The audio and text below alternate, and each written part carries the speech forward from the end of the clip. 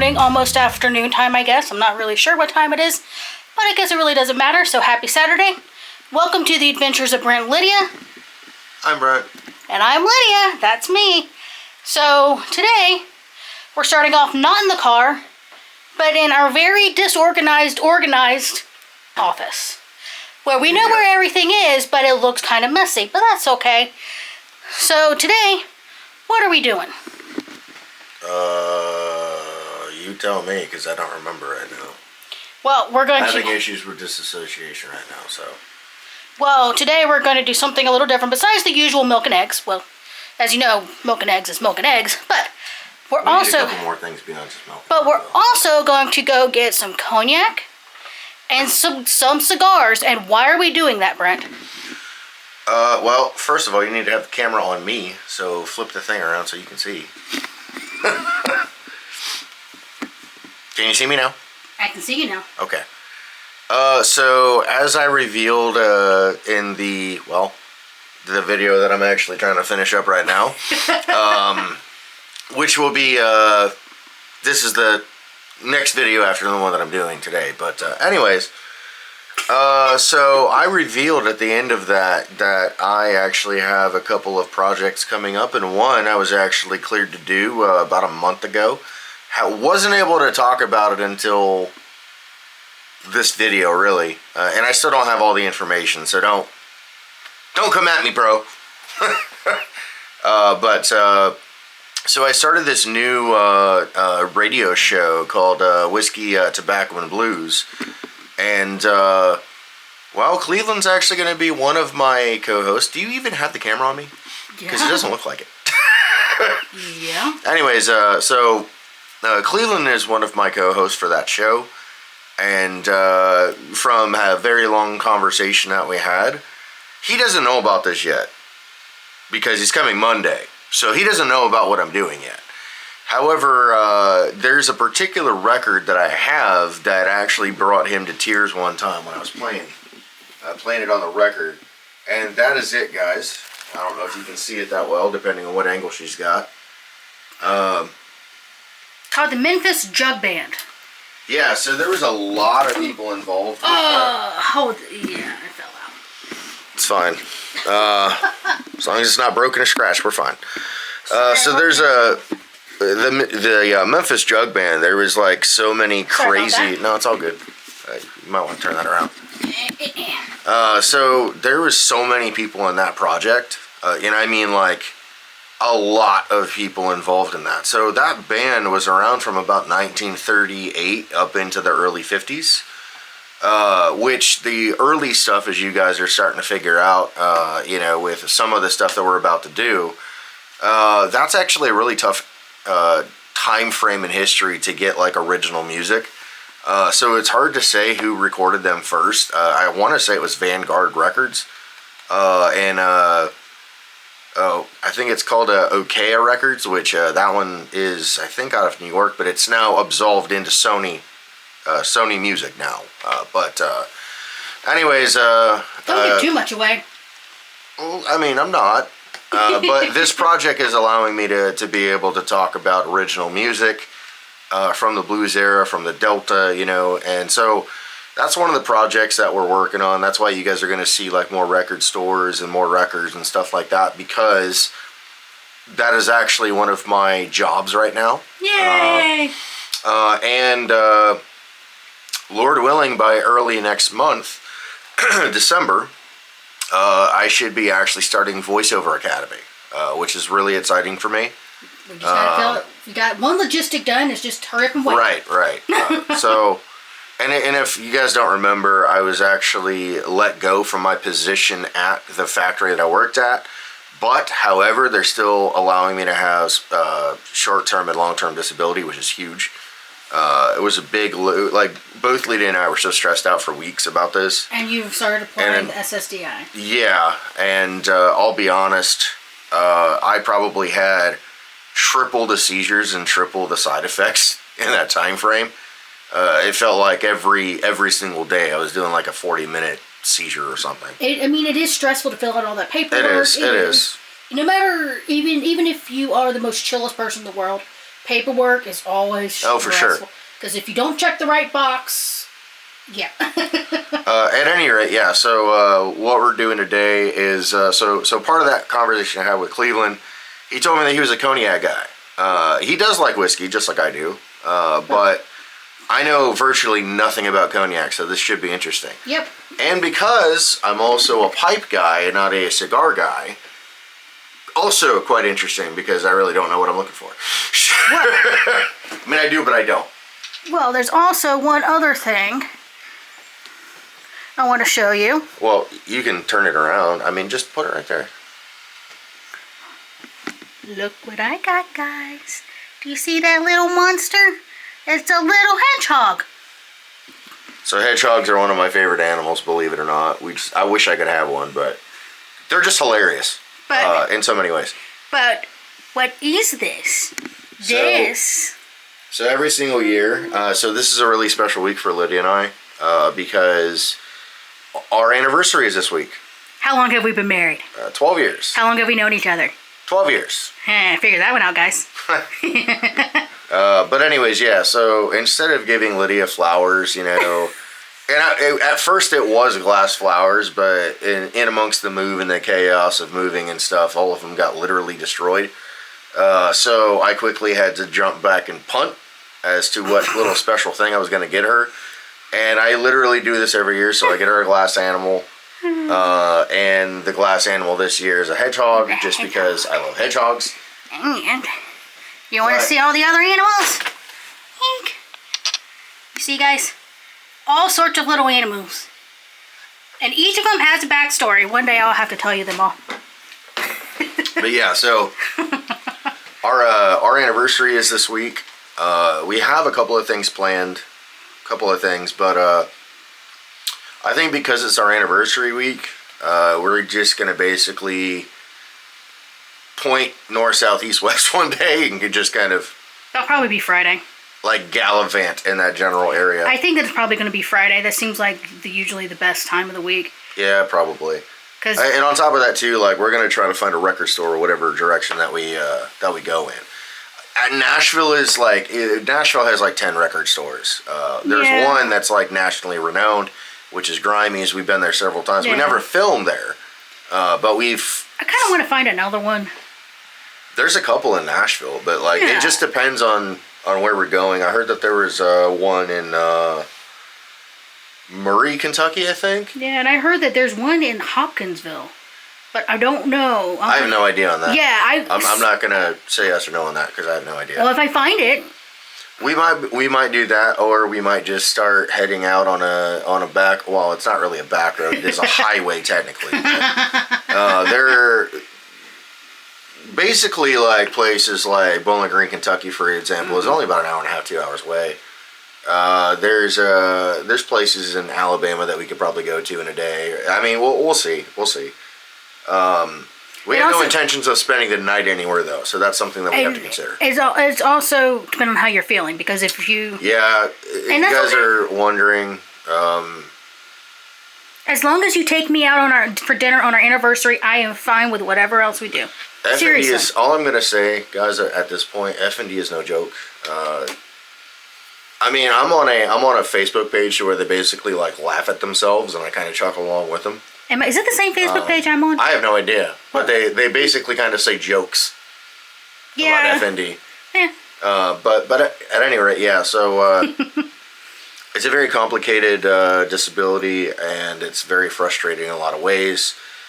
The two hardest things for me is disassociation. So like you guys kind of saw it at the beginning of this. I basically just have like a 1,000-yard stare and have basically lose my whole entire thought process. There are times that Lydia like tries to not laugh because it's just so inconvenient. It's just the inconvenience of that. I don't mean to laugh. Oh, I know that. You know, I don't take it personally or anything. Okay. But the other thing is obviously... no, I did a video on this, but I don't know if I was super clear on the type of seizures. I just recently put something else on my my personal Facebook, but these seizures are called psychosomatic non-epileptic seizures. Say that 10 times fast. So basically, what that means is that the common things that if you have epilepsy, they would prescribe a certain drug for that. That is a byproduct of FND. So the only medication that I can really take regarding it is the one that I'm on. I didn't take it for about a week. And almost, it was almost 2 weeks actually, and it was bad. It was really bad. So this medicine does help. It does help, even if it's just a little bit. But like, hey, a little bit is a little bit, right? The symptoms happen every day, guys. It's not something that's unusual. But for future reference, if I'm ever like filming or we're out like doing something, and I just have this blank look on my face, and Lydia's like looking at me for an answer, that's disassociation, by the way. That's not something that I'm meaning to do. Okay? So I want to make that clear. So what do you have left to do before we head out? I have to wait for this to finish doing its export. I need to find a thumbnail, and then once that starts, we can actually go gallivanting, I guess. Okay, and we're going to get some sort of subs. I was thinking, since we have to go over to Walmart to pick up my prescriptions, you want to get a Publix sub? Sure. Don't I have prescriptions that I have to pick up too? They're not ready yet. They probably won't be ready till next week. Oh, okay. Guys, some of the medications I'm on, specifically the one that's like the name of it's like this freaking long. I'm joking. That specific medication is actually used for FND and also Parkinson's, because believe it or not, like Parkinson's, dystonia, and FND are all within a neurological family. Yep. Still learning about it. So all I can say, guys, is just, have patience with Lydia and I as we walk through this. If any of you guys are like, why aren't your videos like this or that? Well, that's the reason. And I can only do so much a day. Like, all I did yesterday was, what did I do yesterday? I don't remember. You literally just sat at your desk and did nothing and relaxed.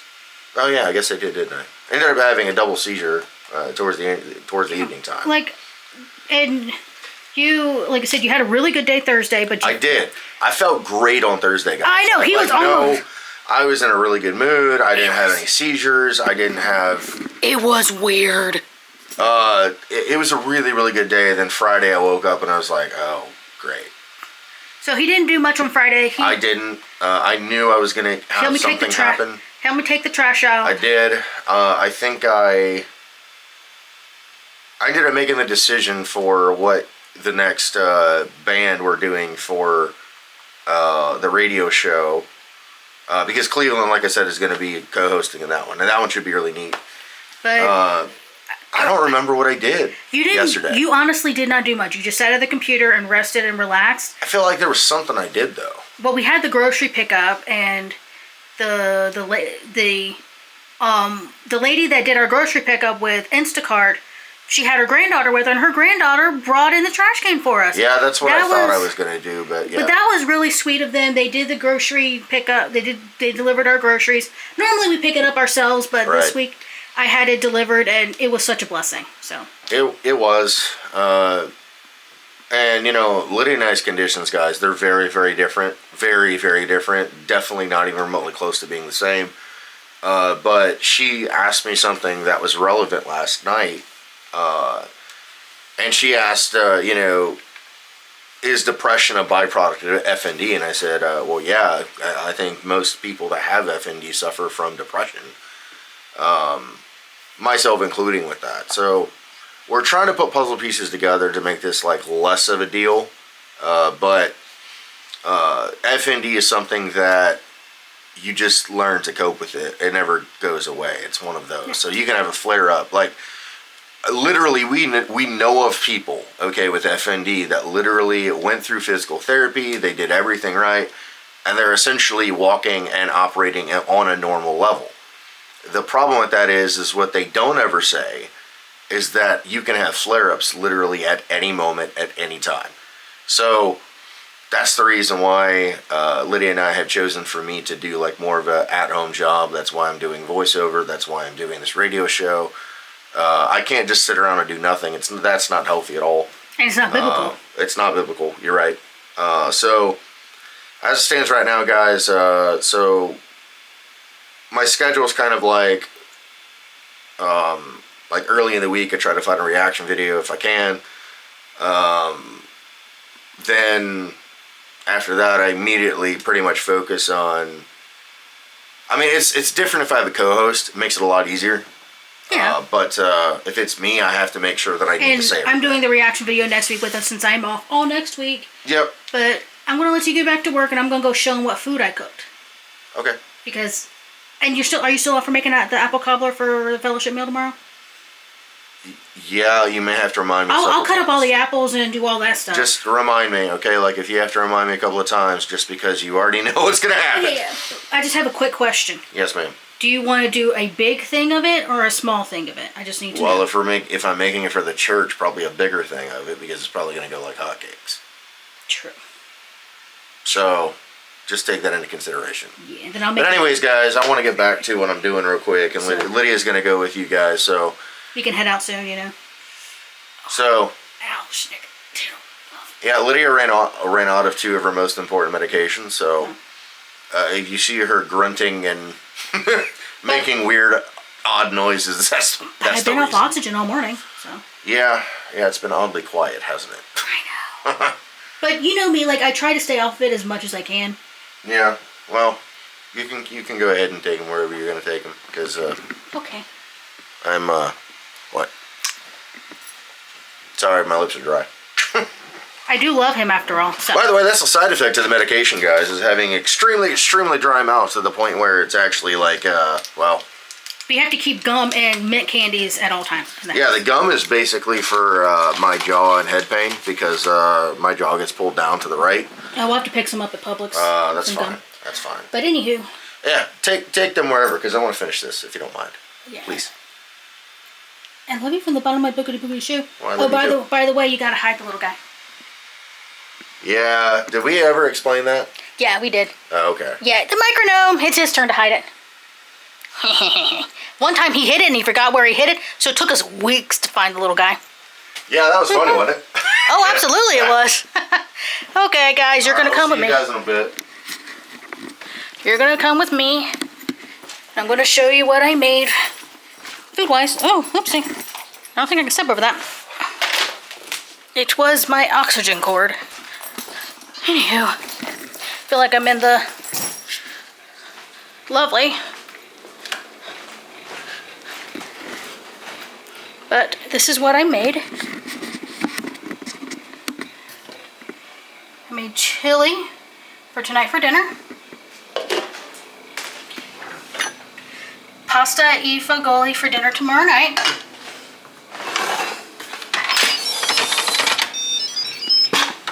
And a bean soup for the fellowship meal. The only thing I have left to do is to make bread and the apple cobbler. So I hope that y'all have a wonderful day, and we will talk to you soon. Bye-bye. Hey, what's up, y'all? It's obviously later in the day, but I wanted to show this real quick because, well, it's just a neat little story. How are the apples? Oh, there we go. Were they Brent approved? Yeah. Okay. Yes. Yes. Yes. Can I help you? So, But all right. so the reason why I came on here is, one, as the day went on, we got home. Round 3? I think it was around 3, yeah. We ended up going to several stores and stuff, but towards the end, it was not very fun for me because my F&D kind of acts differently in any given circumstance. So we went to Publix, and I was starting to get symptoms pretty bad there. And we still had one more stop after that, which was Walmart. That was not going to happen. So I ended up staying in the car, but the reason why I came back on here is because I want to talk about what's going on Monday. Well, there's two things going on Monday. One is I will be having another phone call from Such a Voice about the voice acting. Yep. Lydia's actually going to be on that phone call with me because it is finance, and she's kind of my financial advisor slash I'm also wife your slash secretary slash, Keep your brain straight. yeah, pretty much everything. But in the afternoon, a couple of hours after that, you guys' favorite guy and one of my favorite guys coming over to actually do an episode of the new project, which is, so I have the name. If I haven't said it already, it is Whiskey, Tobacco, and Blues. It is a show to where we talk about all three of those. And we just basically, give you guys some historical information while simultaneously talking about the record, talking about different things in life, and All that fun stuff. yeah, all that fun stuff, as Lydia just said. So, the one thing that I found out about Cleveland was the fact that he's never smoked a pipe, and he had told me that he was more of a cognac guy. So, the agenda for today was to see what would be more. No, I don't know what Lydia's doing over there, but she's doing something. I'm canning. But I have to show the camera. What? The cutest little buns. I made these for church tomorrow. Aren't they adorable? Yes. I'm so proud of myself. Eek. What? Y'all seriously know that my life would be extremely dull if I did not have that woman in my life, right? I ain't that annoying. I never said you were annoying at all. Oh, okay. Anyways, so I was thinking to myself, what would be more fun to get a cigar for Cleveland or introduce him to pipe smoking? And upon our little travels today, Lydia and I kind of went back and forth, and she was like, well, what cigars does he like? And I'm like, well, I mean, he likes a specific type, but, I kind of want to show him the magical side of pipes. So, the first thing that we did, and again, guys, he doesn't know this, so it's going to be really, really awesome Monday, because I'm going to try to record this part of it anyway. So the first thing that we picked up for him is this little baby right here, which I don't know why it's not focusing. There you go. I don't know if you guys are going to be able to read that backwards, but Hennessy. Let me try to do it this way. Hang on. Hennessy. Yeah, there you go. Now you guys can see it. So, I got him this. I've personally never had cognac. Kind of excited to try it. But Cleveland is a cognac guy, so there's that. And then if you guys are wondering what the best the best starter pipes, and this one is I think this one's called the General or something like that. It's a Mersham. So, oh, that's weird. What? Something a little loose. Anyways, this right here, what is loose? Oh, it's the stem. Okay. So this right here, okay, this is a Missouri Meerschaum cob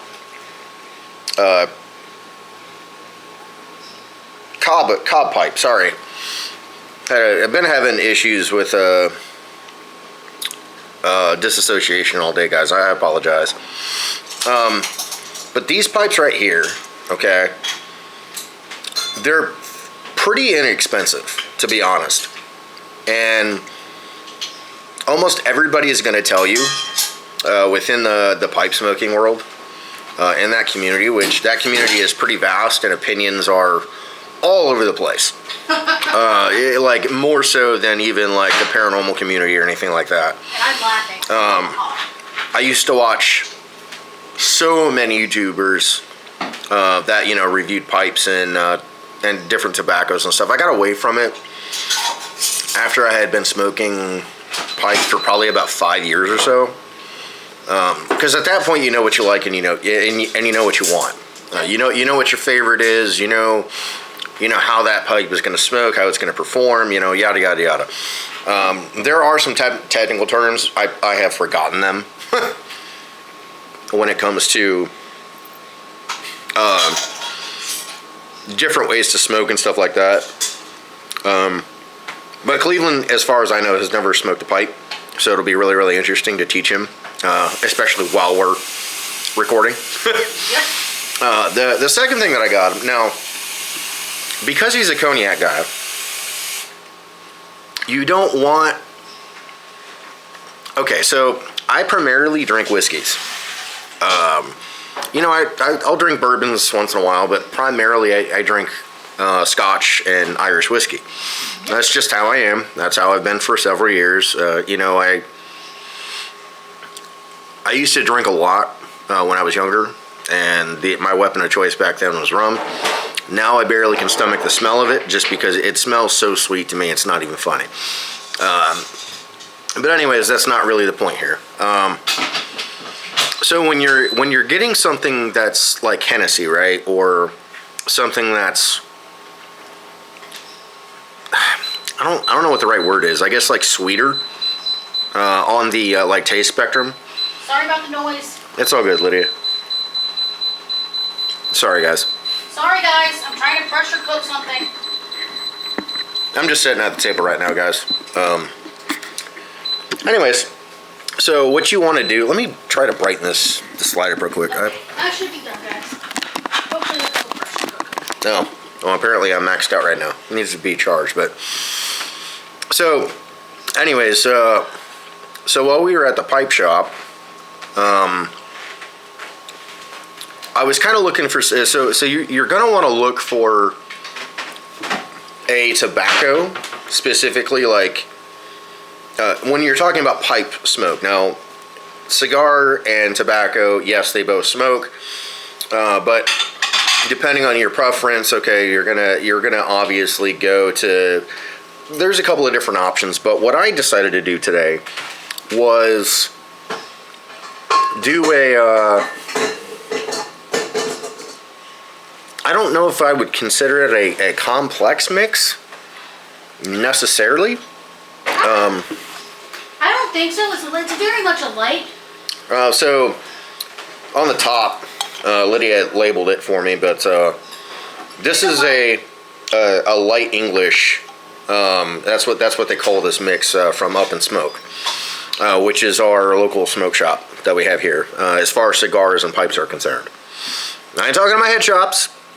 I'm talking about a real legitimate cigar lounge. Okay, there's a couple here in Clarksville. That's been my favorite since day one. The guys that work there. Are super, super knowledgeable on both sides.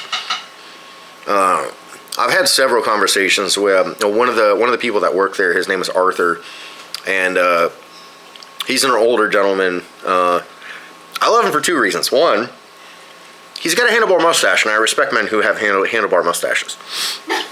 And two, I have never met, and I'm genuine about what I'm about to say. I have never met another man so knowledgeable about both pipes, pipe tobacco, accessories, cigars. I mean, the man outside of him and outside of the owner and a couple of other guys, he's one of the most knowledgeable guys I've ever met when it comes to that. So, getting back to what I'm saying about this tobacco. So, one of the things when you go to buy a tobacco, it's very, very smart to smell it first. Okay, and because the smell is going to give you different notes, right? Very similar to like how you would drink a wine or a top shelf whiskey or whatever, right? And so when I did that, when I smelt it, I was looking for more of a natural flavor, if that makes sense. So because cognac is like on the sweeter end of the spectrum, right? So I would say generally whiskeys are kind of like a full-bodied flavor, if that makes sense. So like I don't know if I've ever talked about this on the channel yet, but anyways, that's kind of the thing. So like when you're trying to pair alcohols with tobaccos, they have to complement each other. Yep. And it's really, really important to do that. Not to say that you have to, but if you do that, it will change your whole entire smoking and drinking experience. I promise you that. So this light English, it has, to me, it does have Black Cavendish in it, which that's one of my personal favorites, is Black Cavendish. Yeah. That's also mine. But with that said, that's too rich of a flavor. Okay, I don't know if you guys are still following me on this, but I'll try to explain this. And once I know where our show is going to be broadcasted at, I will definitely let you all know. Right now, I'm not entirely sure. They basically just told me to start making content, and I'm like, all right, cool. So you did. And I have free range over the whole entire project, which is crazy to me. How cool is that, though? It is. It's very cool. But, so it's a balancing act between tobaccos and between the alcohol that you have. So, Cleveland and I had this conversation. But what he doesn't know, and I want to surprise him, mainly because he doesn't know that I did any of this. So, I guess one of the privileges of having a show and given like full authority over the show of what content I want to do and what guests I want to have. Lydia and I kind of made a pact. And she might be on one of the episodes one day. We're not sure yet. All comes down to timing with my job and everything. It comes down to timing. It comes down to she's already like really involved in a couple of other things that we're doing. Anyways, so I bet you guys are like, okay, so you've talked about the alcohol, you talked about the tobacco, I mentioned it, and by the way, this was like $14, just so you guys know. Like these pipes are pretty inexpensive, yeah. And like you're not going to cry to sleep, you know, when you have a corncob pipe and something happens to it, because you're not out that much money. And they smoke pretty well. They do for what they are. That was my first pipe. I started everybody out on a corncob, to be honest.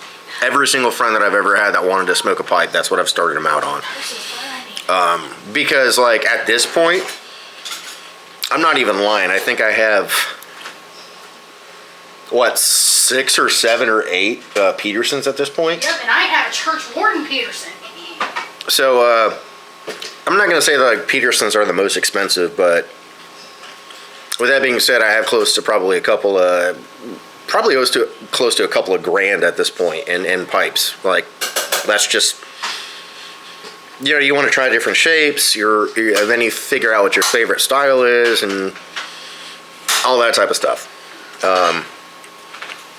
But yeah, and you know, one of the, like I said, so what I was getting at is one of the privileges of What is this? Oh. being a host of a show like this is the fact that any special guest that I have on the show, as like a co-host or a person that I'm interviewing, I get to buy them their favorite alcohol.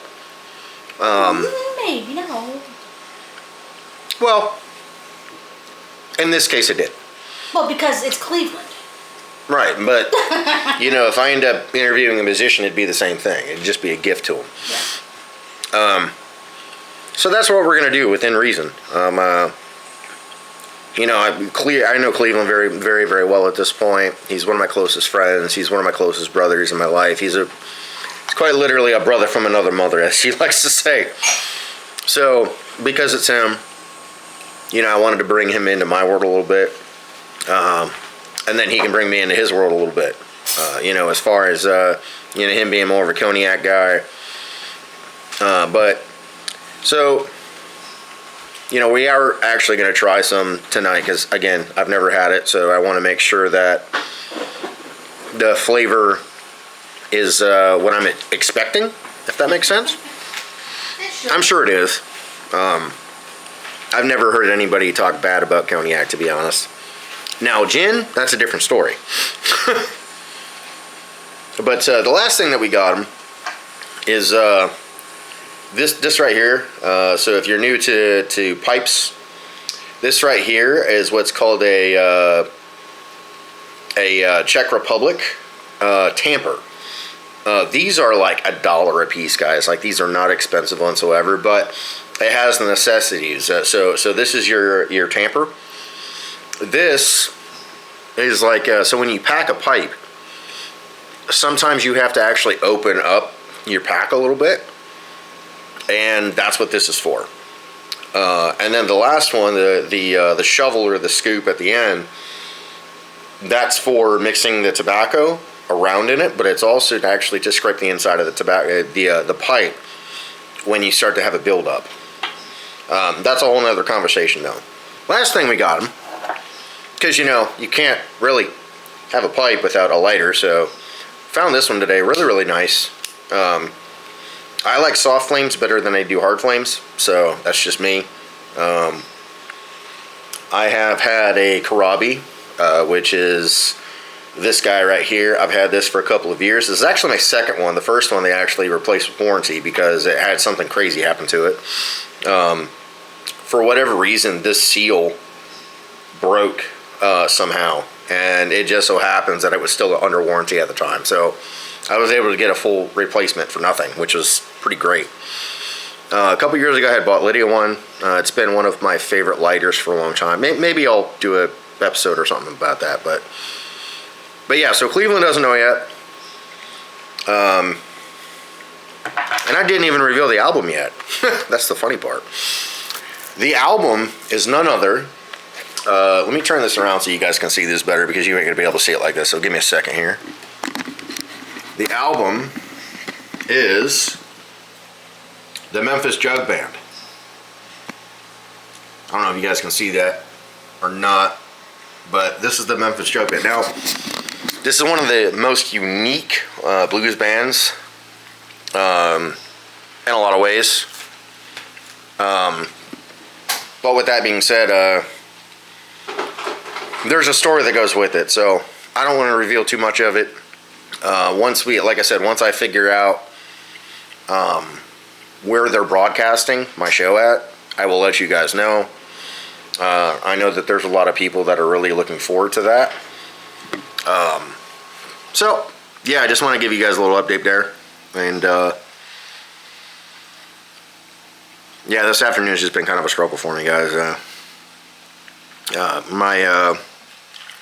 I get this really weird feeling. I don't know if I've ever said this yet, but I get this really weird, tingly, burning kind of sensation in the back side of my neck that goes up into my forehead. So it goes from back here, comes up, stops right here, and then it basically goes down into my upper middle back and goes across the back of my shoulders. I get this this burning, tingling pain. Kind of feels like it's on fire a little bit.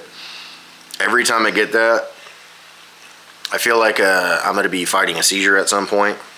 That hasn't happened yet. I hope it doesn't. Because I get in pretty bad shape when that happens. So yeah, once we got home, I was just working on this episode with Cleveland a little bit. And Lydia's been doing a great job trying to get the house clean for the Sabbath. I don't know, have you ever explained that, dear? Oh, turn around, she's gone. Okay.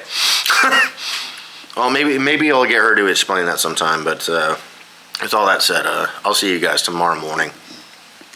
All right, later. Good morning, everyone. Happy Tuesday. It is Tuesday. Today's our anniversary, so happy anniversary. Happy anniversary. Yeah, I've been dealing with disassociation all morning, guys, so if I basically look like I'm doing a 1,000-yard stare, it's because I pretty much am. For those of you that don't really know or understand disassociation when it comes to FND, basically your brain goes into overload and you just space out.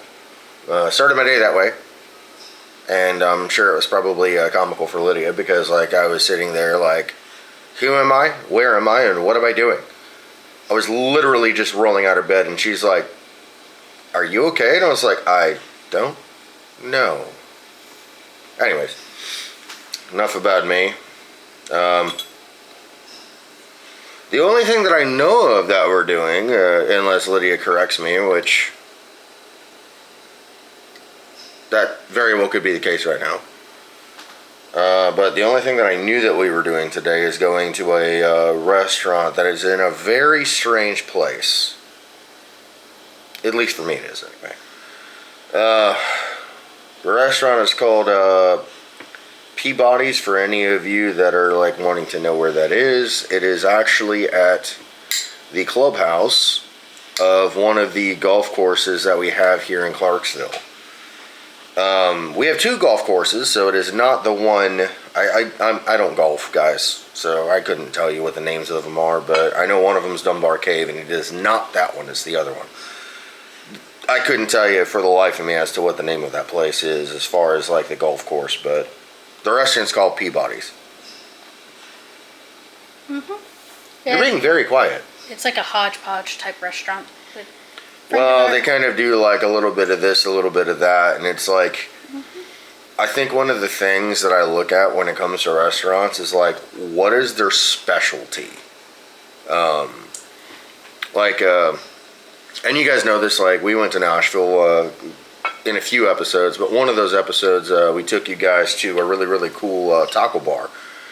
And like, all we did is like know that it was a taco bar, but they did that very, very well.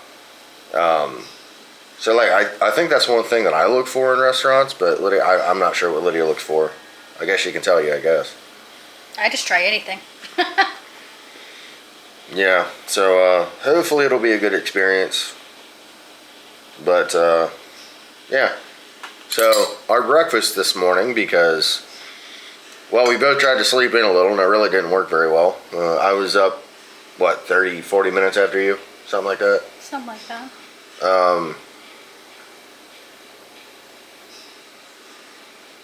What was I saying? Oh. About breakfast. Yeah, we're doing chicken and waffles. Ta-da. Oops. It's still edible. 5-second rule. You dropped a finger. Oops. Hope that wasn't the wrong one. Guys, I'm really out of it this morning, so if I sound very different and I'm looking very different, I'm okay. I'm just simply out of it. And Lydia's being ultra quiet right now, which I don't know why, because she's never this quiet, I promise. So either something is really bothering her, she just doesn't really want the camera on, even though that she's the one that told me to turn the camera on. No, I'm just hungry. So I'm waiting to eat. Why do you need to wait to eat? They've seen us eat on camera before. These waffles don't taste too bad. They're nice and fluffy. And chicken fingers is not traditional chicken, but it's what they had. I offered to get chicken breast and do it my way, but that's all good. It was kind of last minute, like we came up with this idea that, like, I think it was like around 8 o'clock last night. I was like, I'm not going to the store at 8 o'clock at night. That's just, that ain't gonna happen. So it works.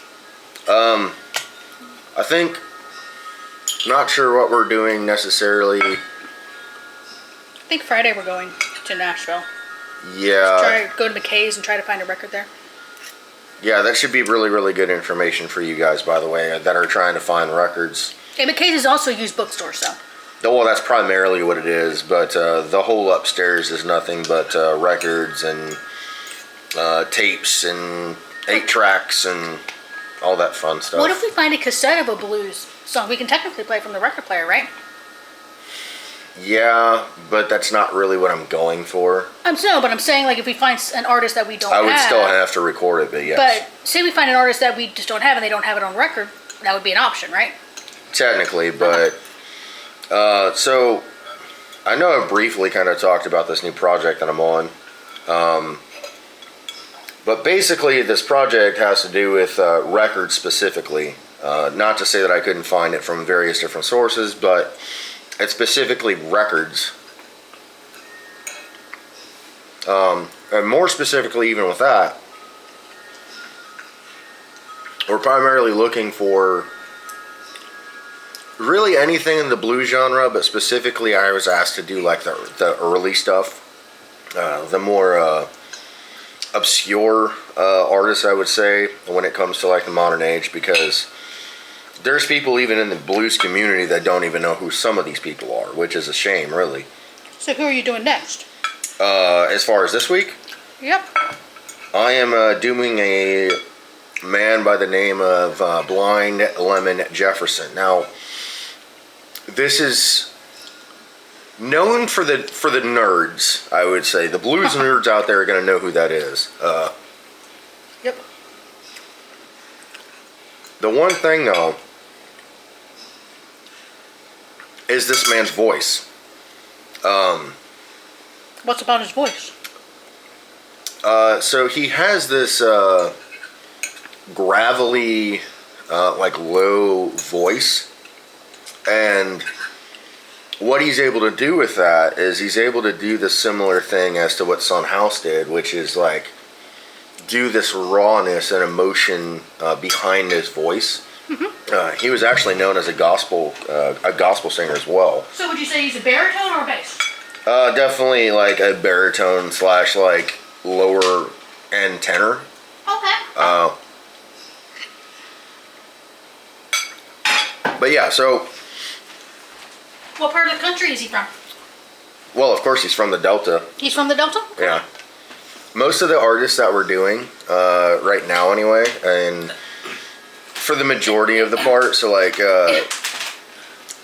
eventually what I'd like to do is get some like relevant artists today and kind of sit down with them and just kind of interview them and talk about music, and see like, and pick their brain as to see, you know, like what they prefer. Yeah. Or what their inspirations were, but we're talking about a very early recordings for a good majority of these artists. So, for example, I can't remember the first time Blind Lemon was recorded offhand. Maybe the 30s? It was probably the late 20s, early 30s, I would guess. Okay. Something to note though, guys, like when you're trying to find these early albums, most of their early recordings, okay, are going to be called commercial failures because it was for multiple reasons. It was from the area that they were in. There was really only 2 record companies during that time frame that was really actually kind of relevant. Well, 3 if we want to be really specific, but so really a good majority of these artists that we're talking about, they started their career basically in the Delta of Mississippi, but they went up to Memphis to record. Well, I bet you guys are probably wondering who actually originally recorded them, aren't you?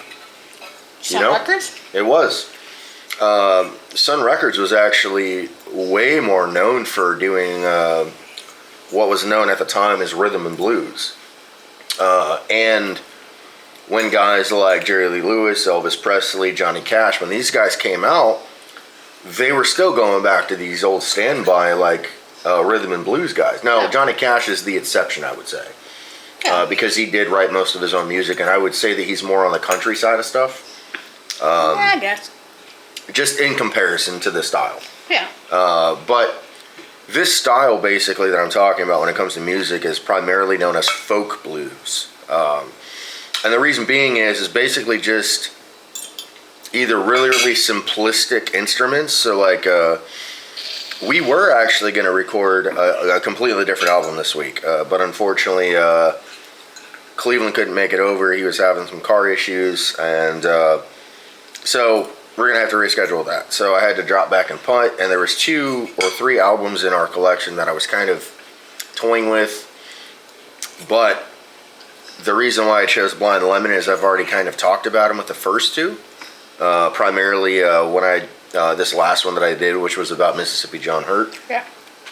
That'd be a good one to go into. But to get back to your original question, Lydia, his voice to me is very haunting. So when you have a man who has a voice like that, it captivates your attention. Yeah. And the reason why he was known as Blind Lemon is because he was blind. There was a couple of people back in that time frame that were blind and were fantastic musicians. And this is actually a shout out to one of the people that I'm working for, actually, Uncle Mike. This is for you, buddy. There's a lot of musicians that don't get enough credit that were blind. Yeah. And some artists, and I'm not going to say no names right now because I think Uncle Mike could probably do that story better than I can because he lived through it. But there was some musicians and band leaders that wouldn't give blind people the time of day because they can't read. Oh. And when you're from the Delta, that doesn't matter. It's about understanding timing. It's about understanding the emotion. It's about living through hard times. Yeah. But yeah, that's what the tentative plan is this week, guys. We're gonna try to take you later in the week to a place called McKay's. Now, one thing you need to know when you go into McKay's, and this is a note for myself as well, it can be a bit of a sensory overload, okay? Because there's always a ton of people in that store. Because it has a little bit of everything. It has, these, every genre of books. There's like 150 to 200 on any given topic. Which it's great if you guys are looking for like theological books or systematic books or anything like that. It's a great place to start if you're not really super familiar with it. Yeah. But it quiets down upstairs because I think less people are interested with upstairs than what they are down. Yeah. So, like, I'll give you an example of one of the records that we found there. So my dad was a huge Simon & Garfunkel fan. And I may or may not have said this story at some point, so forgive me if I have. I can't remember if I have publicly or not. But when I was a kid, this album was called Bridge Over Troubled Water. And I loved one of the songs on that particular album, which was Baby Driver. Because when you put headphones on, you can hear the car revving literally through your head. I thought it was neat, as a kid. But I accidentally, severely scratched his CD. And I felt absolutely awful of doing that. My dad was, fairly upset at first, but then he's like, it's just a CD. So I wanted to surprise him when he moved in with us earlier a couple of years ago. And so we decided I asked him, I'm like, hey, do you want to come with us today or no? And he's like, no, I'm not feeling too hot, so I'm going to stay home. I'm like, all right, cool. He was like, well, where are you guys going? I said, well, we're going to a used bookstore called McKay's, but the whole upstairs is nothing but records, CDs, and tapes. Yeah. And he's like, no, I don't want to be around people today. And I'm like, that's cool, that's fine. I didn't press him. Yeah. Because I'm like that now, so we're walking through, and I just kind of paused for a second. Lydia's like, what'd you see? If I pause in a record store, there's a reason, okay? Lydia has learned this. Yeah. That if I pause and take a couple of steps back and realize what I'm seeing, she pays attention to that now. At first, she kind of just was aimlessly walking through the store. Now she kind of stays close to me, and she's like, okay, well, what is he seeing? What am I not looking at? And it just so happens that I found an original Bridge Over Troubled Water. It wasn't expensive or anything like that. It was like around $12, I think, So McKay's, I think, is really reasonable when it comes to their pricing, but they also don't really care what they have. Yeah. So the pricing there is going to be kind of like a roller coaster ride, depending on what it is. Yeah.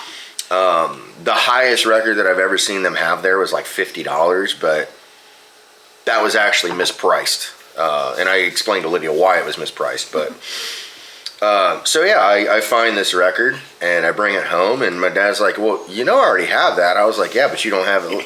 You don't have it like a record."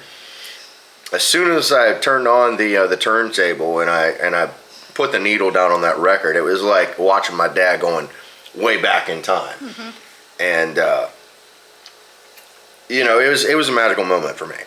So even though that I have records like that to where I have stories to them, they don't really fit the genre that we're going for, because Simon and Garfunkel weren't blues artists at all. Yep. To me, they would be. I think to me they would probably more fall under like a folk artist necessarily, like maybe Bob Dylan. Yeah. But even that, I'm like not really sure, because I don't consider them rock. But guys, if you don't know anything about like melodies and stuff like that, check out Simon and Garfunkel. Like, do yourself a favor and do that. Anyways, yeah. So as you guys can tell, I'm kind of a nerd when it comes to music. I'm known for that. Yeah. In fact, I completely forgot about this conversation, but it was a couple of years ago now, when we first met our younger pastor. I'll say it that way. His name is Pastor Austin, and he remembered the exact date, the exact time that we first met, because apparently I kind of had a huge impact on him just based off of the stuff that I was talking about. Because he fully admits like he doesn't know anything about most of the stuff that I'm into. But he's a great listener. So he started asking me about records, that I have in my collection. And, then it went from that to motorcycles, because I had just taken my motorcycle course and finished it that day and passed. Like all this stuff, right? And it's an absolute joy and pleasure for me to be able to share that time with people and explain them, like, this is not a job for me. This is like it's a once in a lifetime experience for me to have a radio show like this. I know, and that's what you're going to be working on today a little bit. Is that what I'm assuming? Yeah. I just have to get a couple of chores done, if that's okay with you. Yeah, that's fine. Initially, we were both going to take the whole day off. But sometimes you just have to rest some, but you also have to get stuff done at the same time. So we're not going to be working as intense as we would be throughout the week. So it's kind of like a half Sabbath, would you say, right? Oh, and you want to tell them the good news about my situation when it comes to like the medical side of stuff? Or no? The medical insurance, that type of thing? Yeah, you can say that. Well, it turns out he's still going to have medical insurance through his job. So which is crazy, because they didn't hold my position, but they're still helping me.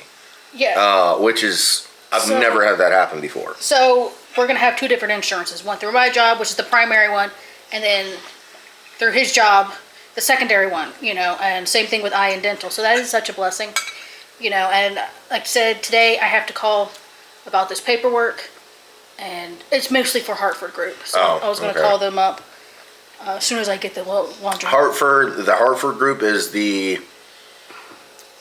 are the ones that are actually technically paying me. The short-term and long-term disability. Yeah. Now, recently, we also were able to get we found a lawyer firm that specializes in SSDI.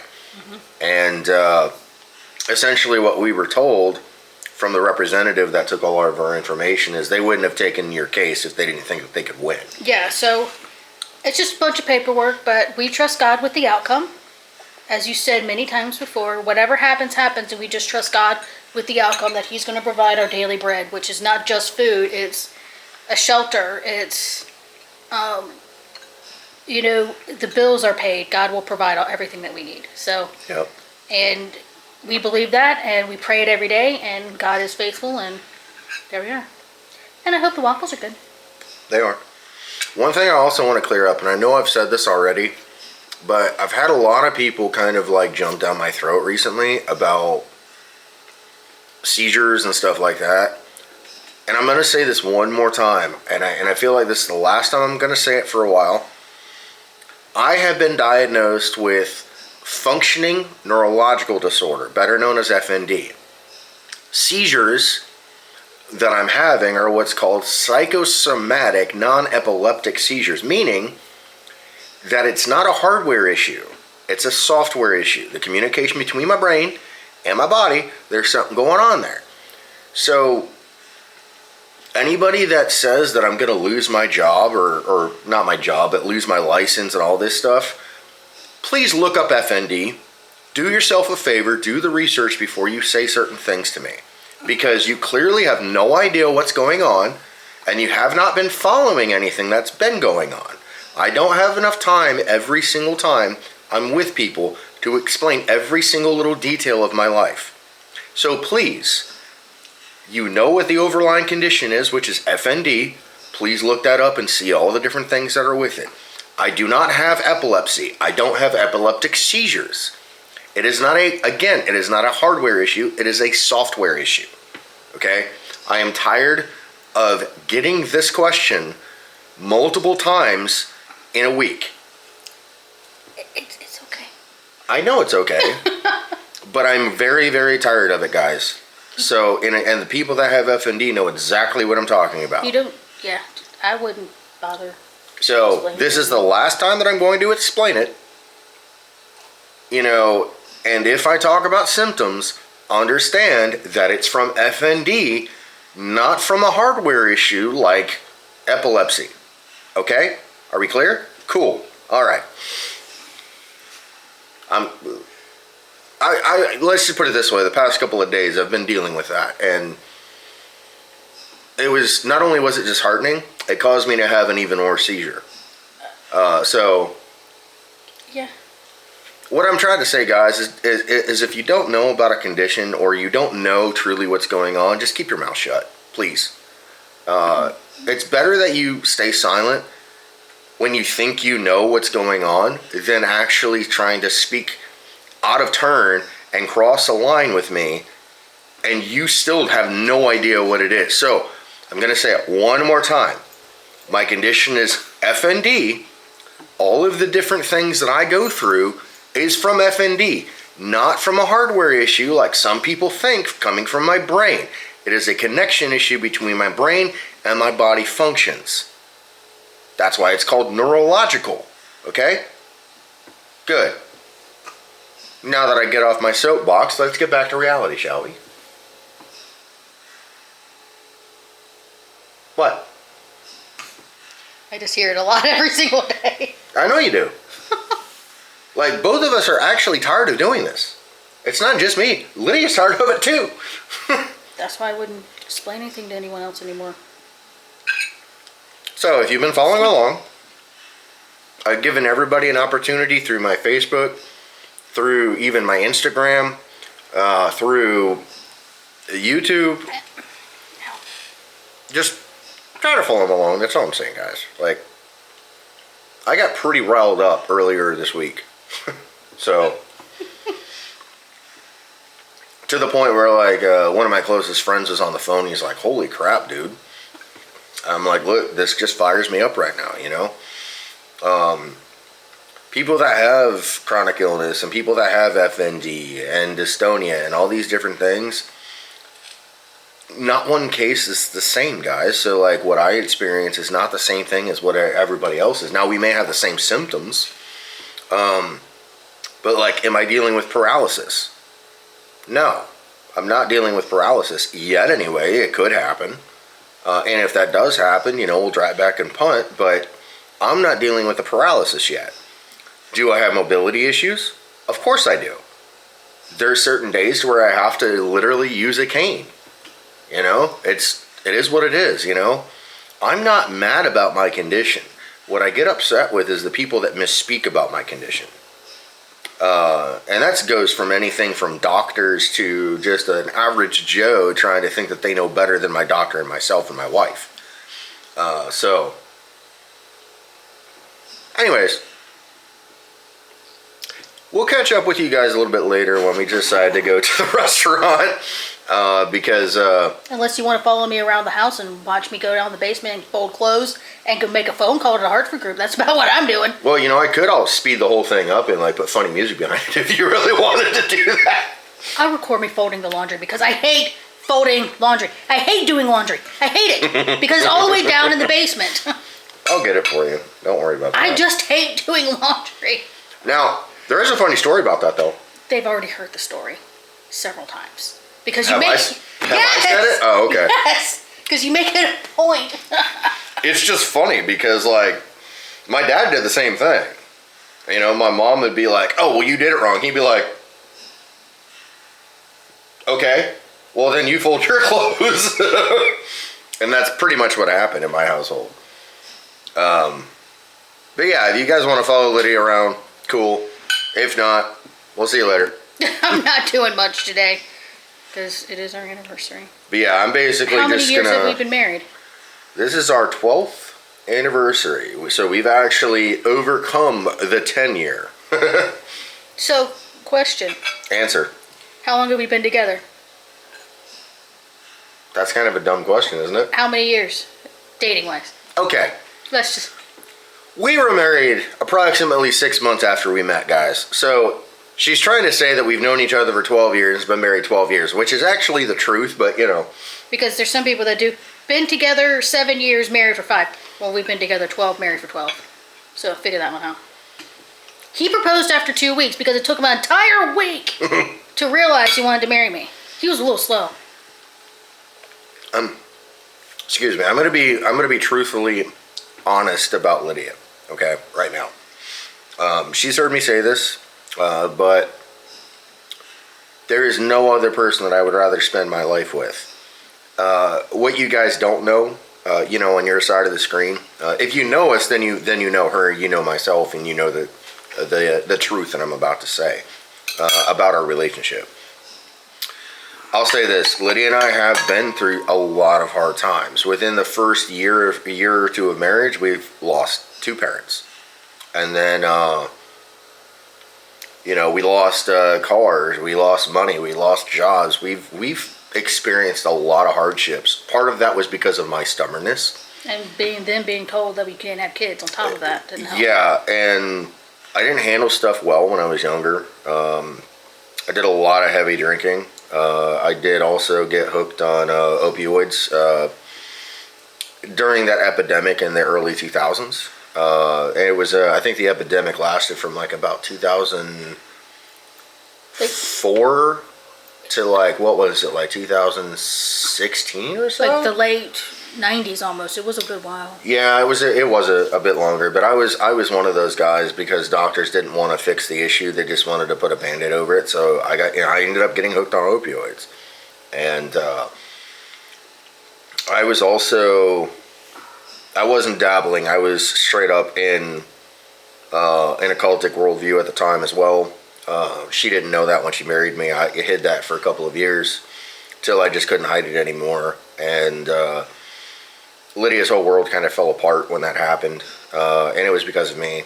But she wanted to honor God, she wanted to honor me, and she wanted to honor both sides of our family, mine and hers. So she stuck by me, and she kept praying for me consistently. And it was a magical trip that we had taken in, 2015 or so? 16. Was it 16? Yes. Okay. We took this trip in 2016, and everything just fell apart for me.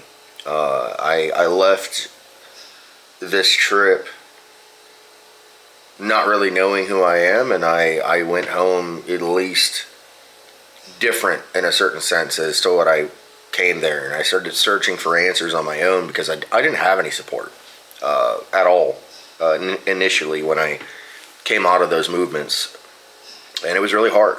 It was really hard on our marriage. It was really hard on me. It was really hard on Lydia because I had told her nothing but lies for a good several years. But I stuck with you.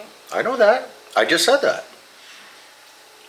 And I want to make this clear, guys. So when we first met one of our pastors, Pastor Ron, and we were just getting to know him and we were about to become members of the church, he came over one time and he sat us both down and he wanted to hear our testimonies. And I'm like, okay, but, hold on, because this is probably unlike anything that you've heard to a certain extent.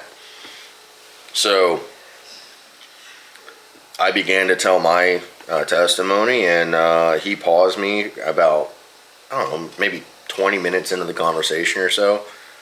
And he completely paused me, and he addressed Lydia and looked at her and said, you had biblical grounds for divorce this whole entire time, right? All grace be to God that you stuck with him and you continued to love him when he didn't know how to love himself. That's the truth. Okay?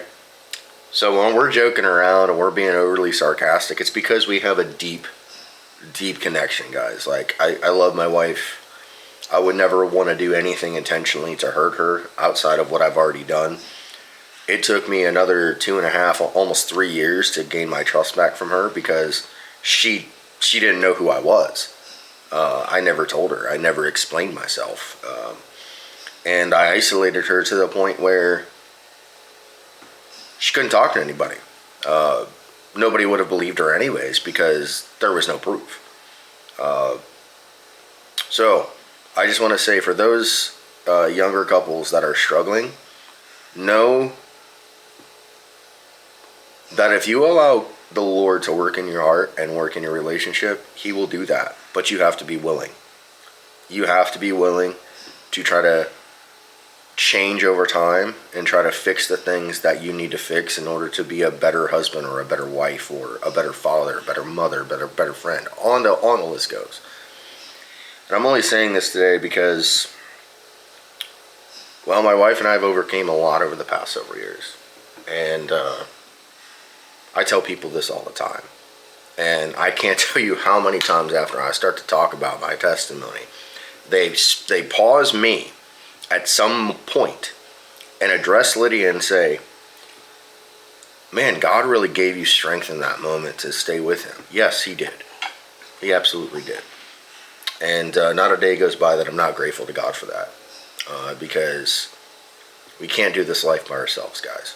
We can't. And if you think you can, you just don't get it. Yeah, because the last single guy at our church got engaged. Yay! Oh no, there's a couple more still. Single? Yeah, they're young, but yeah. Oh, I thought okay. I can't remember his name offhand, but the black guy with kind of like curlier hair, kind of sits in the second row. I forget what his name is right now. Yeah. Good kid though. But yeah, so when you hit, everybody wants to talk about the 5-year mark. I'm like, no. When you hit the 10-year mark, when you hit your 10-year ship in your marriage, that's when you start to realize everything that you've been through. And the Lord has helped us overcome many obstacles in our marriage, many things that I've went through personally, many things that Lydia's went through personally. And that's why we try to celebrate our anniversary every year, because we made it one more year, Yep. Nothing is guaranteed in life, guys. Nothing. Just as soon as you think that your life is going great, God can take something away. And that's what's happened to me. I had a good job. I was making really, really good money for the first time in my life. And the Lord said, you know what? I'm gonna put your trajectory. I probably said that wrong, but that's okay. On different things. And so 7-8 months ago, I began to develop all these crazy symptoms and was diagnosed last month, literally a month ago. And I had to learn how to pick up the pieces from that. And, Lydia's been supportive. She's done nothing but, like, all the research that you guys hear, mostly by her. In all seriousness. it's mostly by her. The amount of love that I feel on a day-to-day basis, I can't express, and that's the truth. So even if we didn't have good friends around us and people that have been willing to be by us through a lot of hardships, even since we've been in Tennessee, I still have the only person I would want to spend my life with. So that's where I stand today. I'm grateful to the Lord that I have a wife that stuck by me when she didn't have to, and she probably in some cases shouldn't have. I'm too stubborn like that. Well, you're stubborn, but that stubbornness has dropped since all this stuff has transpired in the past year. But yeah, so we're not going to probably do too much recording for the rest of the week. We'll probably record tonight for a little bit just at the restaurant, and then we'll probably back up with you guys. And we're slightly rearranging the house this week, so I'll take a picture of what we rearranged. So. More so Lydia's doing that because... As in you're bringing the chair from the basement, that type Oh, of thing. yeah, so... And I'm finally cleaning that spare bedroom, so it's actually a spare bedroom again. And the closet in the office, and moving the instruments that are in the closet into the spare bedroom, so you can actually use that. I can as have an office. isolation room? Yes. I'm working on it. Oh. One more thing to add. So, Yes. yesterday morning, we had scheduled another appointment with the representative from... How are the chicken fingers? They're fine. Dang it, why'd you do that? Now I lost my train of thought. You were talking about Lisa Foster.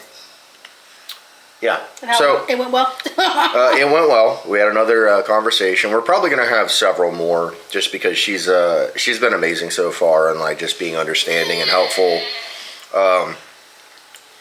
So in order for me to do that, Lydia and I had to make a decision, and for me it was an easy decision. For Lydia it was kind of like, okay, we'll try, but I can't guarantee anything. That's one of the things I have to call today. But I decided to cash out the 401k that I had because, I'll be honest, I'm never going to be able to actually go back to work for that company because of my condition. Yeah.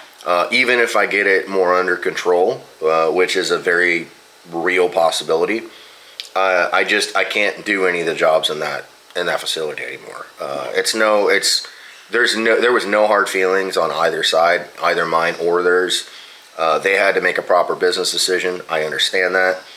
And, they told me to focus on my health. And that's the reality of that situation. But anyway, so we decided to cash out my 401k and had this conversation with Lisa Foster early in the morning. She is a representative from Such a Voice. So if y'all are looking to get into voice, like voiceover acting, go to suchavoice.com, and I'm not getting paid to say this, by the way, and go to the webinar. It's about 2 hours long, give or take, and this will be the first time you're introduced to Lisa Foster, and she goes through basically the things that you need to know about the industry and the business. And I was able to read for her, I think a week later or so. Yeah. It was about that. Give or take, yeah. I was extremely nervous because I've never read like a script for anyone like in that situation. Yeah. So once the nerves kind of calmed down and I listened to what she was saying, and she was just ecstatic after that. Apparently, I'm really, really teachable, which I've heard that from several other people. Yeah. But if you give me a pointer, I'm going to try to do that and not make the same mistakes twice. Yeah. So I did that, and that was the vetting process to get into the academy. By academy, I mean Such a Voice. It's like a...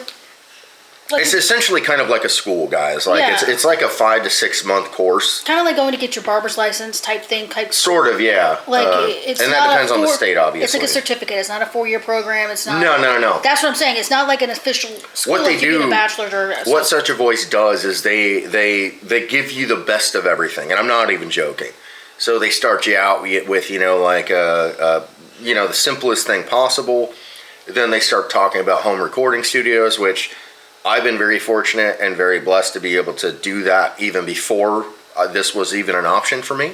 Yeah. I've been podcasting for, we're about to hit a year mark for a podcast, which is exciting. It really is for both Lydia and myself. Yeah. Because there was a lot of hardships with this podcast because everybody had an opinion at first, but then like once they started to hear the development, everything, you know, the way that you start with stuff, guys, it doesn't matter whether it's being a content creator or whether, you know, you're a mechanic or whether you're a tattoo artist. I'll be honest, like, you're just going to get better as time goes on. Yeah. And that's just the reality. So we're going to be able to cash out the 401k, use that as the down payment so I can actually start this process hopefully next month, if not the later part of this month. So that's just a little update.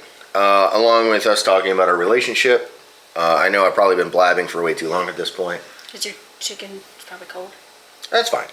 That's fine. Don't worry about it. But their chicken fingers is the best. I'm sorry. They have syrup and hot sauce drizzle all over them. I'm not worried about that. Well, we have leftover waffles for breakfast the rest of the week, and we have chicken fingers left that you can eat for snack. They're not Dino Nuggets, because I did try to find Dino Nuggets, and that would have been really funny. I was going to. I can only imagine. I was going to take the waffles and make like a little house for them and everything, but I couldn't find Dino Nuggets, so. That's all right.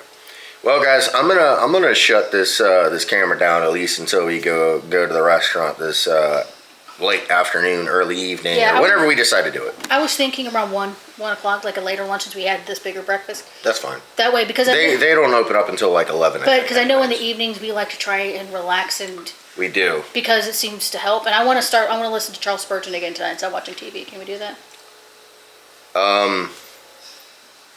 Yeah. Or listen to music or something. I just don't want to have TV on tonight. Well, even if you go to bed, I'm probably gonna turn it on. Well, that's fine. I was knocked out last night. We'll figure it out. So. I was knocked out last night. Yeah. Well, so you get anything else to add, sweetheart?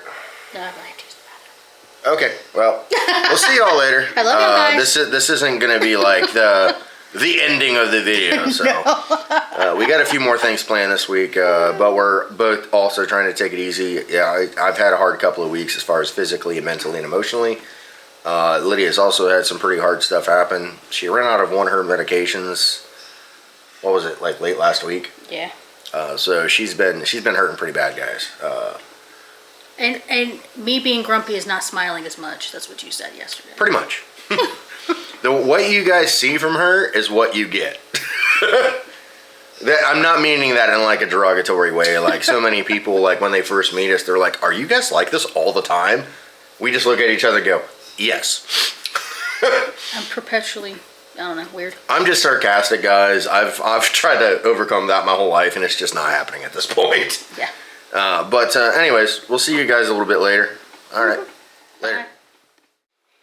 What's going on, everybody? It is Friday morning, and we haven't done a whole lot of filming this week because we have a bit of a surprise for you guys towards the end of this evening.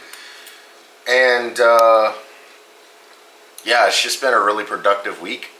I've actually only had one non-epileptic seizure this week, I believe. I've had like a few like mild, like normal symptoms, and sadly that is a normal symptom.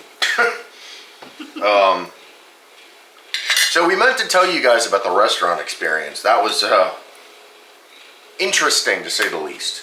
Mm-hmm. So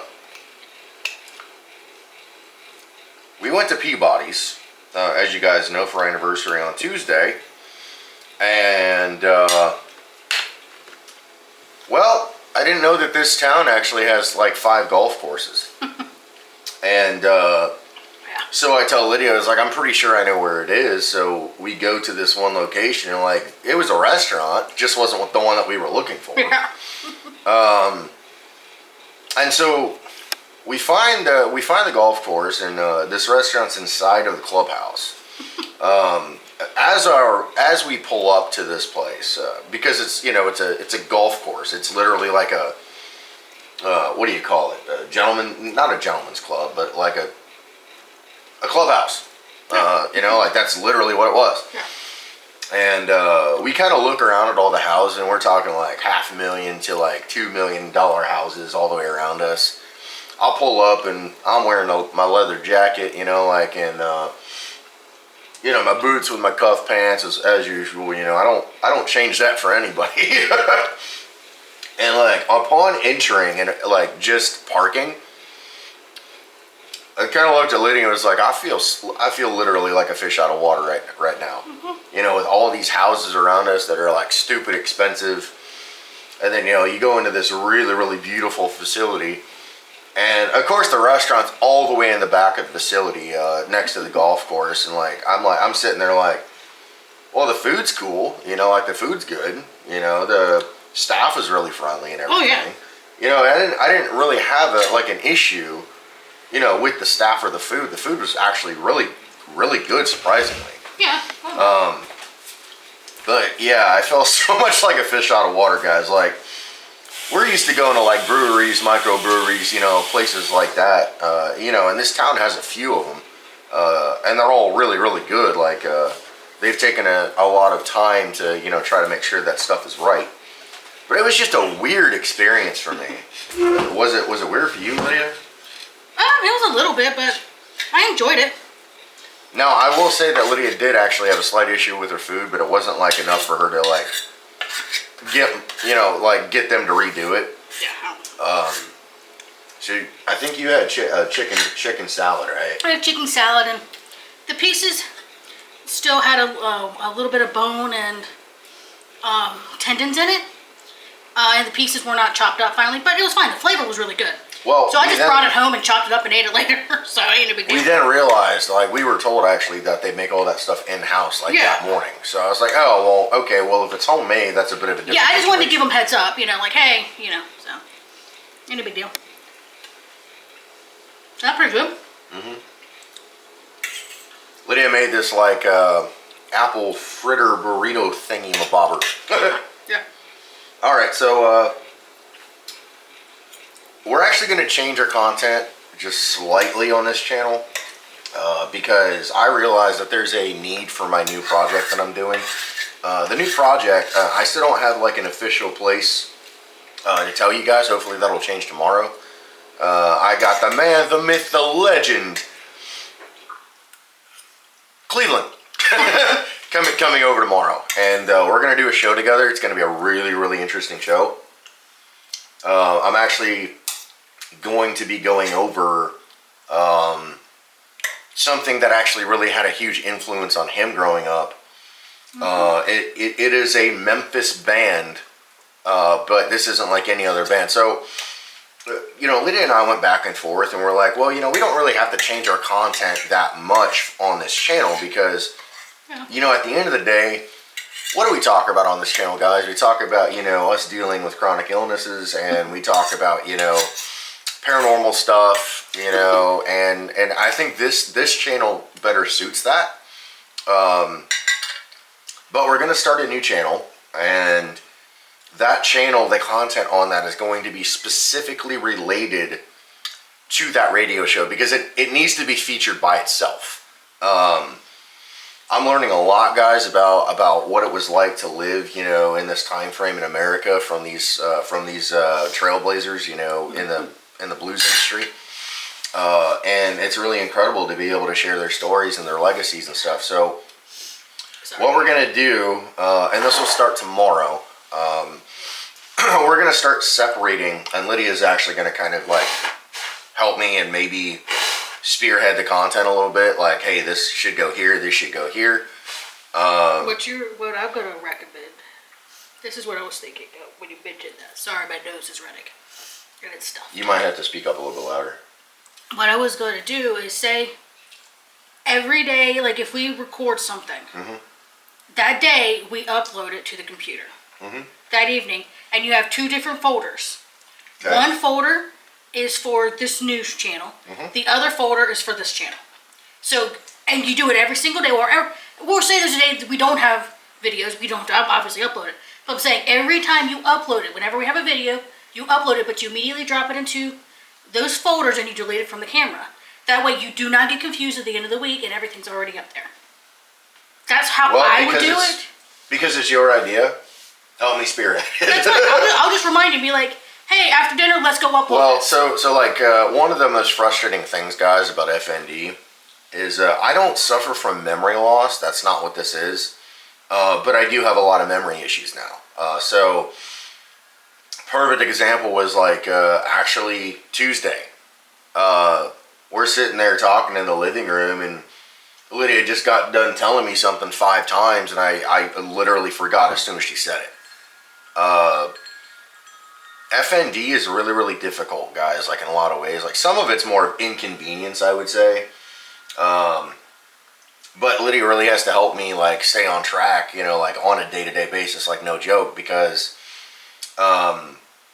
these projects are getting way bigger than what I was expecting.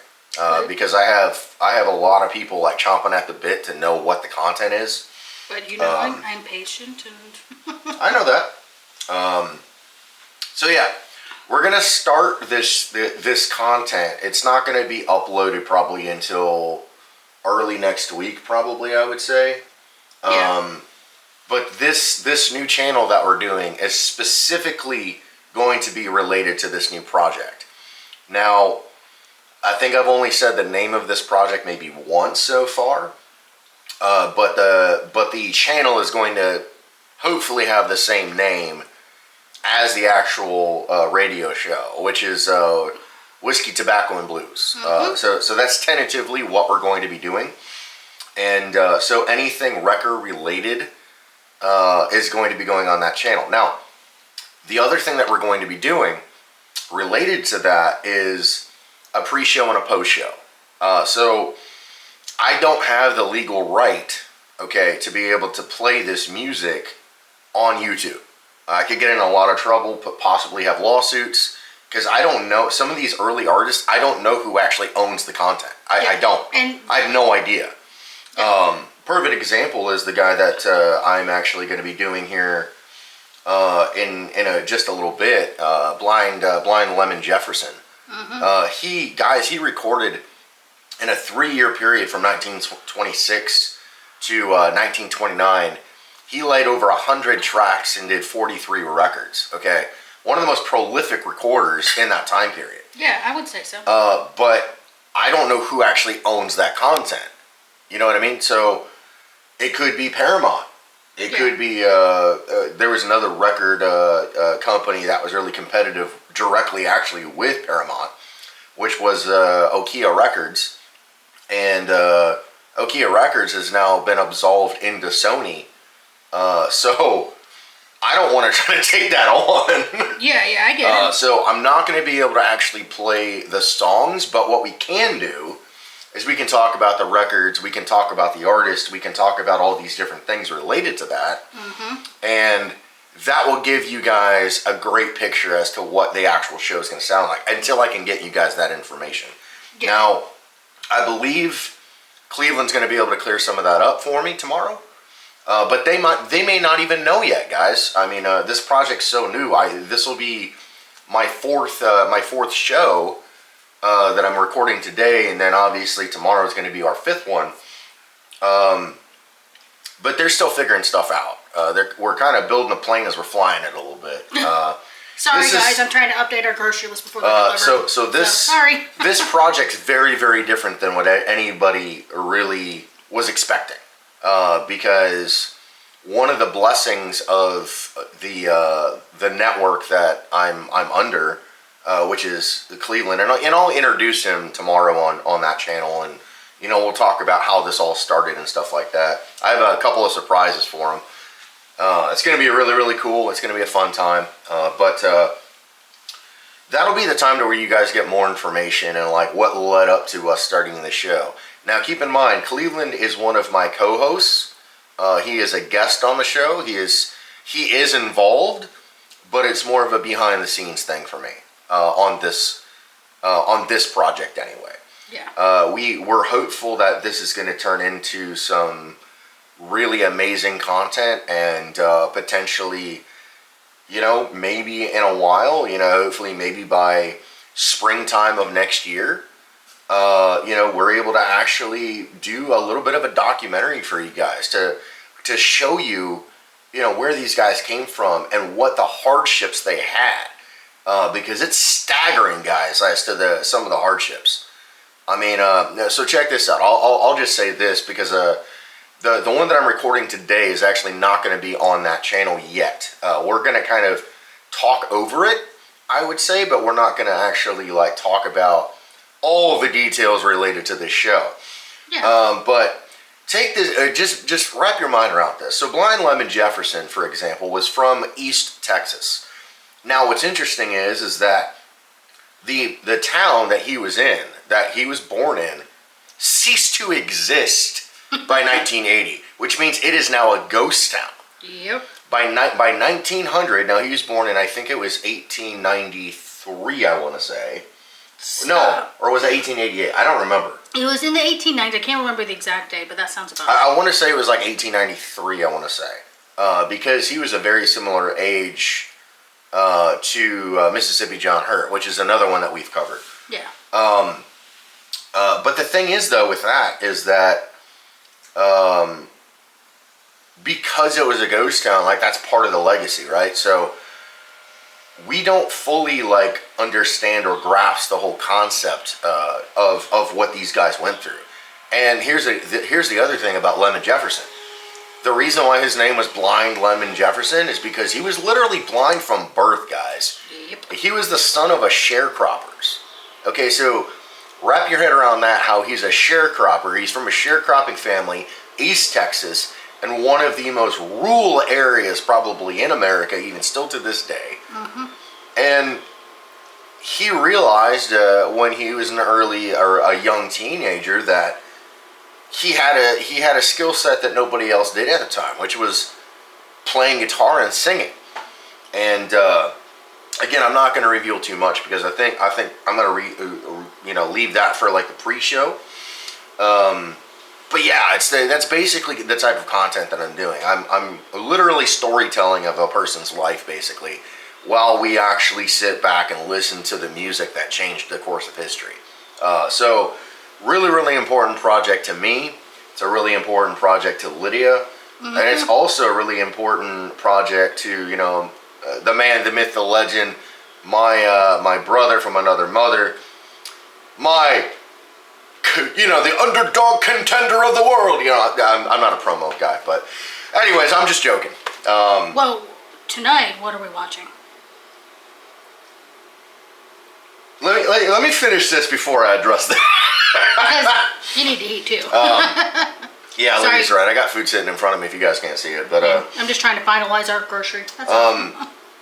So with that being said, like, Cleveland is kind of taking more of a managerial role at this point when it comes to content. But like, one of the beautiful things, guys, that happened with this project is the media company and Cleveland's partners and his music manager that he has. They basically had me on a phone call and they were like, "Hey, we want this, but we want to give you full creative control." I was like, "What?" I was telling one of my best friends last night. We got a chance to talk for a little bit finally last night, and he's like, "Dude, that's not normal." I'm like, "I know it's not. Like, the opportunity that they've given me, related to this project is massive." I'm actually going to stop right here, guys, and I'll come back in a second because I see the battery's about to die on me. Just put the stupid thing in, but you guys know how this stuff works.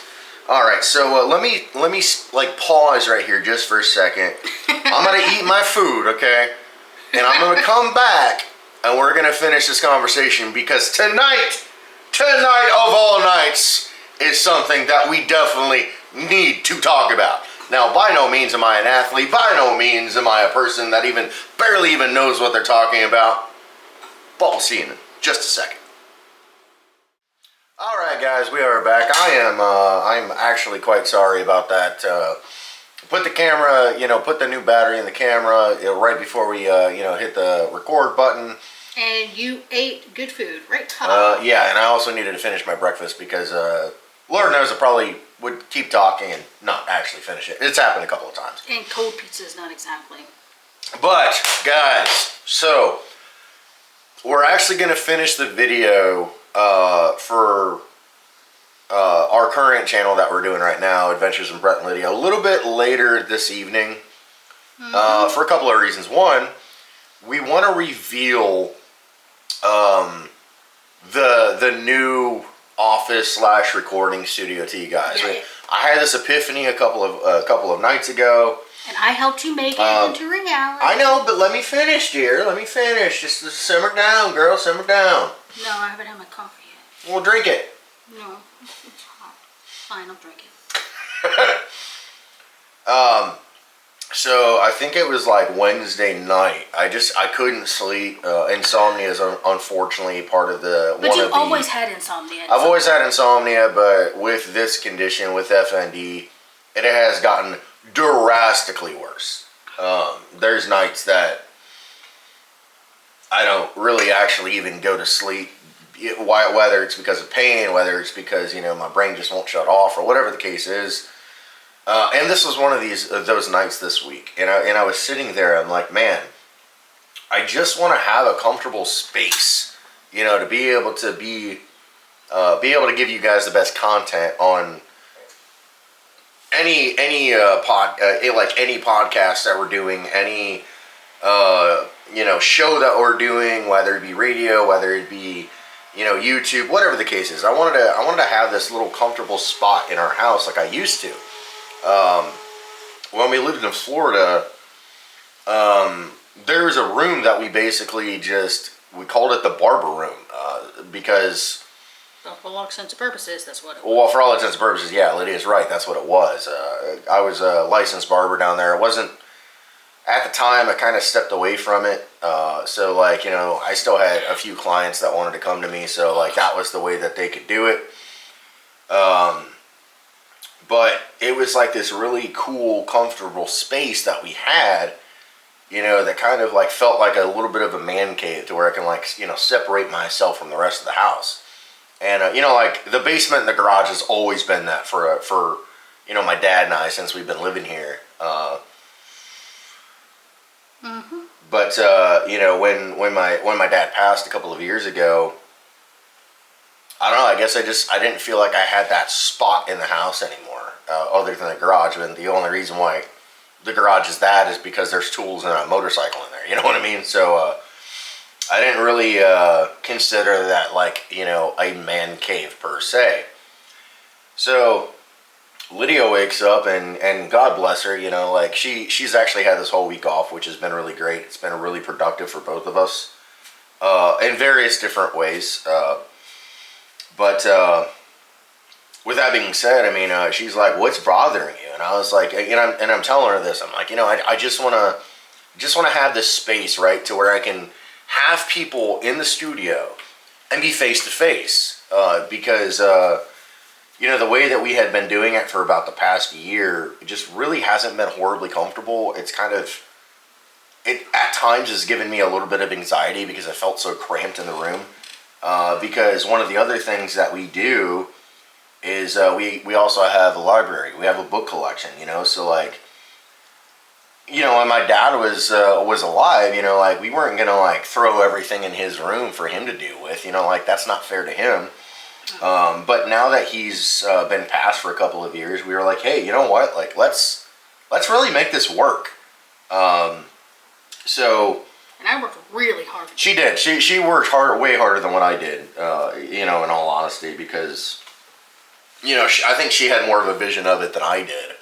I just wanted this comfortable spot to be able to record videos and when we finish a video in the week, we have a spot to be able to do that. That's not just outside or randomly in a living room or something like that. We wanted to have that space to be able to showcase, what we're all about. And I think that's really important for any content creator, any content creator, to have, that comfortable spot, right, that, you're really, really proud of. So, I have a ton of memorabilia from, motorcycles, cars, musicians, tattoos. I'm kind of all over the place with my memorabilia stuff. Because there's a shelf in the spare room that has all that stuff on there that I think is pretty cool. Right, right. So yeah, that's kind of what I wanted to explain. But right before we cut it off the first time, Lydia wanted to talk about it tonight. Now, I will tell you, I am not, number one, I am not a sports analyst. Number two, I am not an athlete. I think you guys are pretty clear about that. Nor could I ever be an athlete. But I have always been a fan of contact sports, been a fan of professional wrestling since I was a kid. You know, I'm telling Lydia about all these matches and stuff, you know, because she wasn't interested in it when she was a kid. You know, her dad was kind of against it for a lot of reasons, which is fine. Like, that's totally fine. The Attitude Era was brutal back then, guys. Like, no joke. Like, you know, people getting hit over the head with barbed wire bats and, like, you know, like literally cutting skin open and stuff like that. Like, that was the era that I was raised in. Incredibly fun to watch, but it was pretty graphic, you know, because that was like the PG-13 era, you know, so they were able to get away with a lot more stuff. I think that's going to change now because of the new organization that has, basically it's the parent organization for both UFC and WWE, which is, I think they're calling it, I think it's TKO, right? I think that's what it's called. Something, but I was going to ask you a favor. What? While I talk about what we're doing tonight, can you fix this knot in my neck? I can try. Thank you. But anyways, so just let me finish this and I'll get up. And then I will talk about what we're doing tonight, because I'm the one cooking the food. Well, yeah. Sort of. Well, I'm technically cooking it. I'm popping it in the oven. I can turn on the smoker if you'd like to do that instead of trying to. I mean, it's up to you. Well, tomorrow we're using the smoker. That I already Oh, know. yeah, that's right. So, Anyways, so I'm a huge fan of contact sports. And tonight at 7 p.m. Central Standard Time, we're going to see the fight of all fights, the card of all cards. We're going to see, and mark my words on this, guys, Mike Tyson knock out the young, idiotic, inconsiderate little punk that Logan Paul actually is. That's right, we're going to be watching that fight tonight here, but we're not going to do it live. Because I'm a fan of contact sport, guys, but I'm the last person that you want to talk to about, like, technicalities, right? So, like, I didn't even know, right? Now, granted, I was still a pretty young kid, you know, when it came to, like, Mike Tyson's heyday. But I'll be real about it, like, the peekaboo style is where it's at for me, you know, like, just the way that Mike Tyson fights, the way that he's using that old man wisdom, by the way. His philosophy is quite interesting. I could actually talk more about his philosophy than I probably could anything else, just because that's what I focus on the most. But I'm going to let Lydia take it over because, you know, like, she's actually been hearing me ramble about this for, what, three weeks now? yeah. Like, I've followed everything to this point. But let me know what you guys think in the comments, you know? Like, obviously this video is going to be coming out tomorrow, so. Right there. My neck. It's like the muscle in my neck hurts. Oh, muscle? Yeah. But tonight we are going to have pizza, wings. I got some dessert and some new carbonated water that's like apple something, apple spice. And so we're going to watch that. And we're going to have basically our normal junk food. But the difference is instead of watching a movie, we're going to watch people fight and punch each other. And I will say, guys, like, this is the biggest boxing event in history, without a doubt. 283 million people or something crazy? Yeah, it's... Because they're not charging anything extra, and I think that's really brilliant of Netflix to do. But people on Netflix are nervous, you know, like, so last night, I watched the last segment, you know, before the fight. Lydia didn't know that I watched it, I don't think, but I watched it pretty late last night. It was starting to get tired, but I was like, you know, I want to check to see exactly what happened, because You know, when you're a content creator, you know, you start focusing on other people's videos, and all of a sudden all this crazy crap started coming out about Logan Paul just got slapped across the face by Mike Tyson. Well, there was more than that. Yep. And I don't know if Lydia's seen the footage yet, but he actually didn't just slap him across the face. Jake Paul didn't see it coming, number one. Number two, Jake Paul's reaction, yes, was kind of that of a fighter. Move your hand. Your fingernail, sorry. You know, Yeah. he did respond like a fighter. Uh-huh. But my problem is that Jake Paul didn't see the fact that it was a 3-punch combo, okay? Literally, Mike Tyson did a 3-punch combo before Jake Paul even blinked, guys. That happened last night. It was terrifying, and it was to see the look in Mike Tyson's eyes. Lydia, and again, like, Lydia hasn't seen any of this yet. Yeah. Sorry, he's massaging my neck. I slept on it wrong, guys. But I will say this, guys, like, I'm excited. Mike Tyson is a scary, scary individual. He is unlike anything I think history even understands about fighters and boxers. And it's because he has this switch on, switch off thing, right? You know, because of his philosophy, you know, part of it is like, you know, he lives for fighting. Like he's literally, that's what he said, that's what he's done. But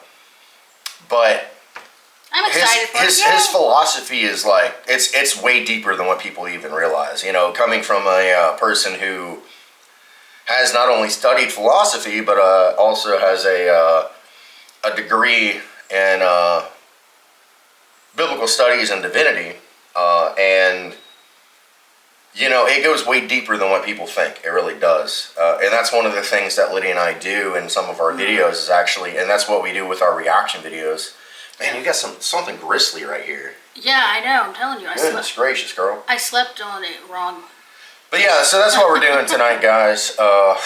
You know, I'm hoping this is going to be a good fight, but I really don't think Jake Paul knows what he's getting himself into. That 3-punch combo last night, guys, just blew my mind. I'm like, here's this dude. You know, everybody wants to talk about his age. Everybody wants to talk about, you know, the dangers, right?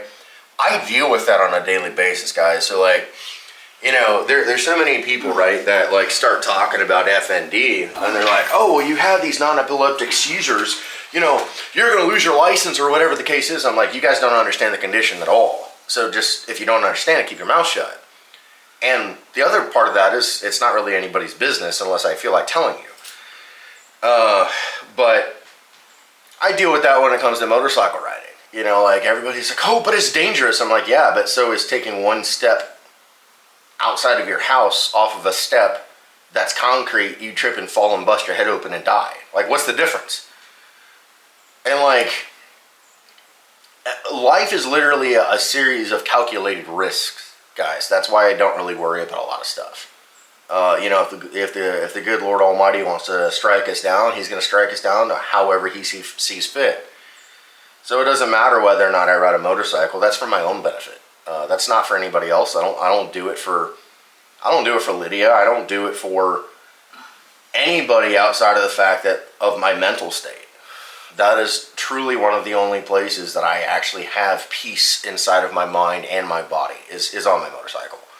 Unfortunately, the weather has been absolutely bonkers the past several weeks, so I haven't been able to do that as much. Trust me, guys, it's coming soon. It's coming soon. I'm going to come back and give you guys some motorcycle content.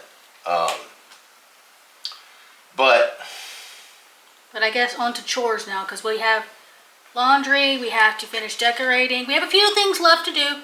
And then once Brent's done recording the Blind Lemon, we're going to go out and find a record, and we're going to grab something quick for lunch, because I should be having my groceries delivered pretty soon. So no, I'm just gonna reiterate, guys. I don't even know if they can see me. I don't know if that's a great angle or not, but it's fine. I just want to reiterate, guys, like, there is a lot of information that it's actually so much information, guys, you know, when it comes to a lot of these blues artists, that I feel like you guys would lose interest with this channel. because we would have to make like 3-4 hour videos to make it work. And About that. I've done that once, and as soon as I posted it and realized the traffic to that video was not great, I was like, I'm never going to do that again. Yeah. And Lydia and I both said it pretty much at the same time. That's one of the poorest watched videos that we have. And we didn't do it on purpose. We didn't do it on purpose. We just, Lydia and I are going back and forth, as we're making this video, and it's like, can we take this content out? She's like, well, no, not really. And I was like, well, crap, Lydia, we're sitting at like over 3 hours right now.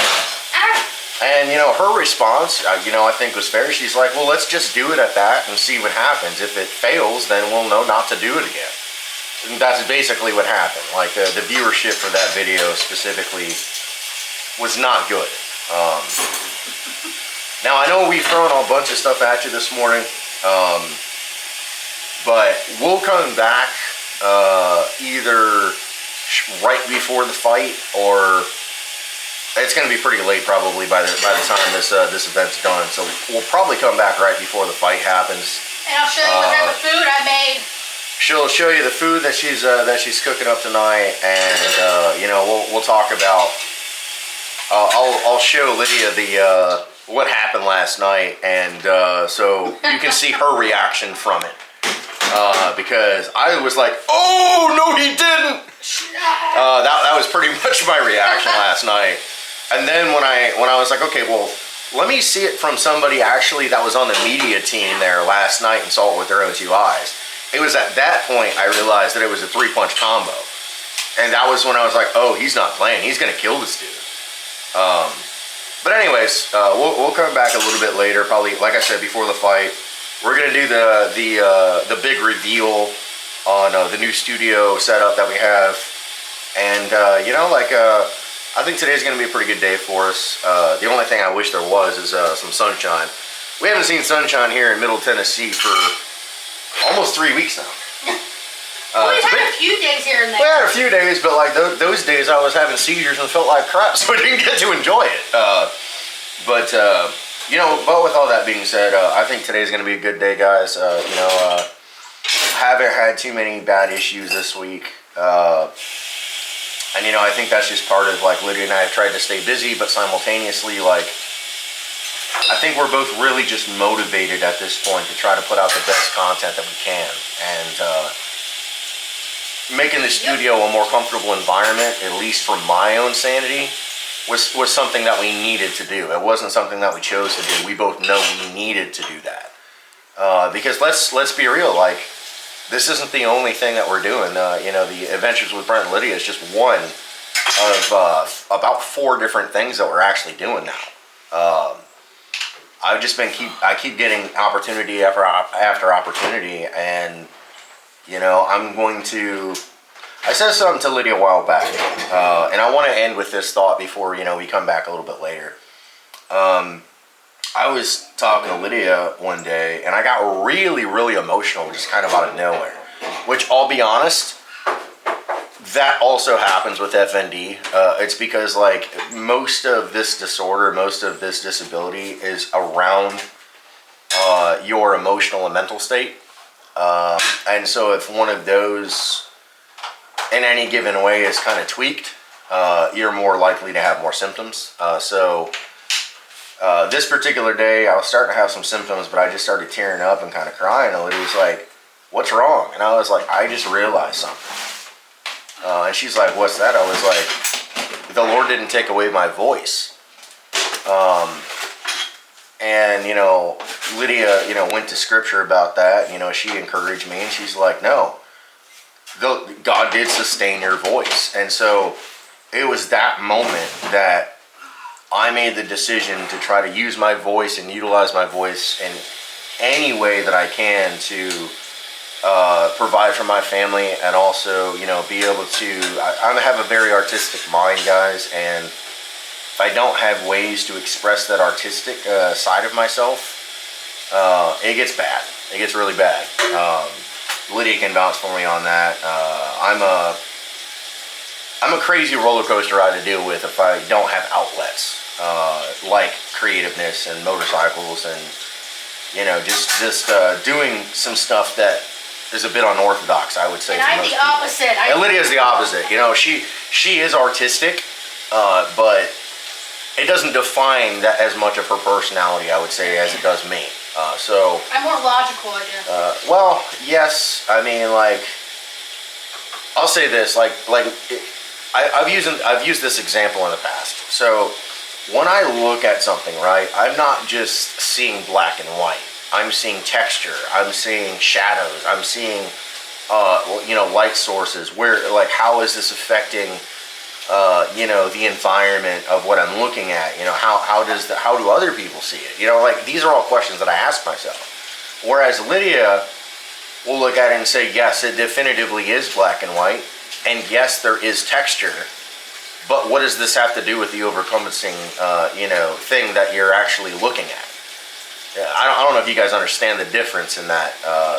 I'm more logical. She is more logical, but, like, there's an artistic aspect of her logicalness. And I know that probably wasn't a word, but hey, don't come at me, guys. So yeah, with that said, you know, I think Lydia and I just have very, very different ways that we look at the world, which is fine. You know, you want people to not agree with you on every single thing and be yes men and yes women. Because that would be a very boring you know, Lydia first noticed this artistic stuff, I would say, it wasn't right away. Because, well, it wasn't right away because I had stopped listening to blues music at the time. Shortly after we got married, I just took a break from music. I took a break from, you know, painting and art and poetry and writing. Like, I took a break from all of it. Yeah. And so it probably took her 2 or 3 years to really find out that that was a huge part of my personality and a huge part of how I looked at the world. Which makes it really interesting, you know, when you're analyzing somebody, right? So I have a tendency to be a little bit more sarcastic, I would say, in certain situations. I'm probably what I should be, and I apologize for that, guys. Like, if that bothers you guys, I don't mean to do that. It's just sometimes it's like I look at the over-encompassing picture and I'm like, what is this idiot doing?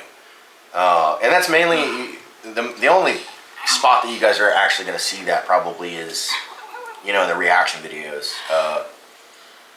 But yeah, I think I've probably already over-talked to you guys already, and I'm not trying to make this a super long video, but I'm really bad at doing that, so. Well, now on to chores.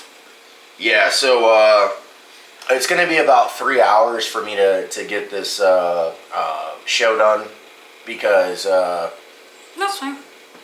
you know, that's just kind of what it is. Basically, what I have to do is the reason why it takes so long, guys. Well, for one, it's a 2-hour show. The first hour we talk about the blues artist and, you know, the life and legacy. The last hour we talk about whiskey and different aspects of alcohol. We talk about pipes, cigars, all that type of stuff for the last hour, and then we end the show basically with the final thoughts of the you know, of all of the information that we just talked about. So it's a lot of starting and stopping.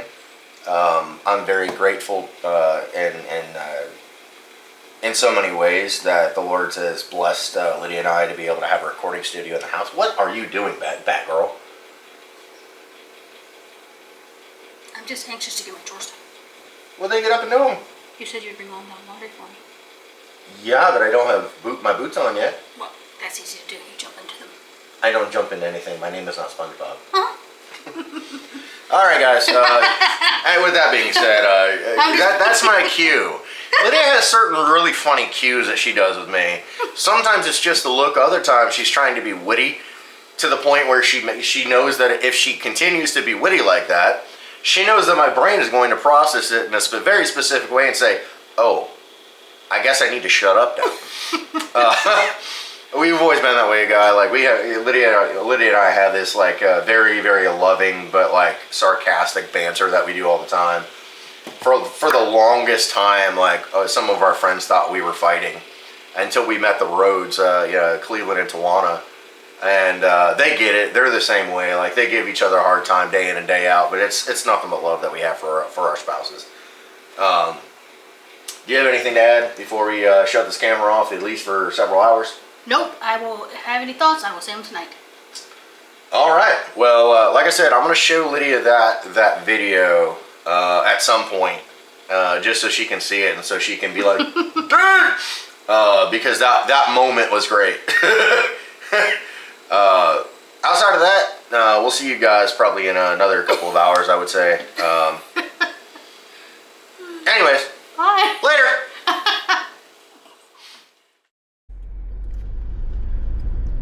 Welcome back.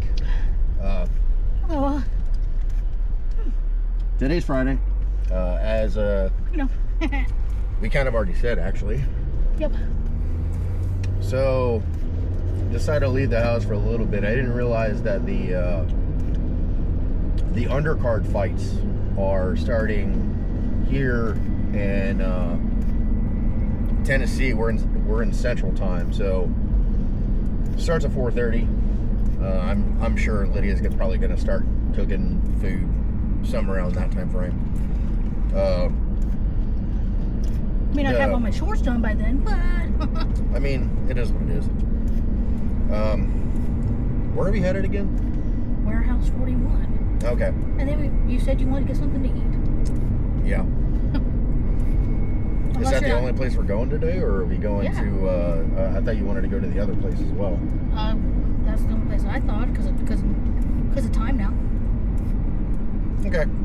Seriously, because I didn't realize I don't know who that is. it's a 931 number. So. Oh, it's the urology again. Oh. Hello. This is a message from Tenova Medical. Sorry about that, guys.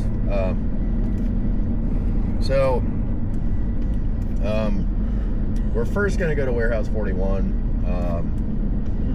We didn't bring our other camera, so we're probably not going to record inside, obviously. Yeah. We're looking for memorabilia today. There's also records in there. Matter of fact, one of the first sections that you go to inside of Warehouse 41 is actually a record area. Yeah. No idea whose actual store it is, because what Warehouse 41 does is essentially it's a gigantic old factory building. Like from what, the 1800s or something like that. Something like that. Yeah. What's really cool about the place is the fact that it's basically like an antique shop. Yeah. But it's not like one single person. So each booth, each booth is actually like a different person coming from a different store, which is really unique. I had never seen that until we moved here.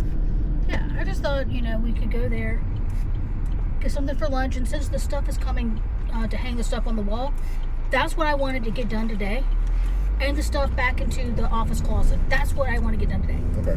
Is that fair? Yeah, that's fine. Because the rest of the stuff we really can't do much until tomorrow when the other stuff comes in. So, you know what I mean? Yeah, honestly, I don't even remember what I said earlier this morning.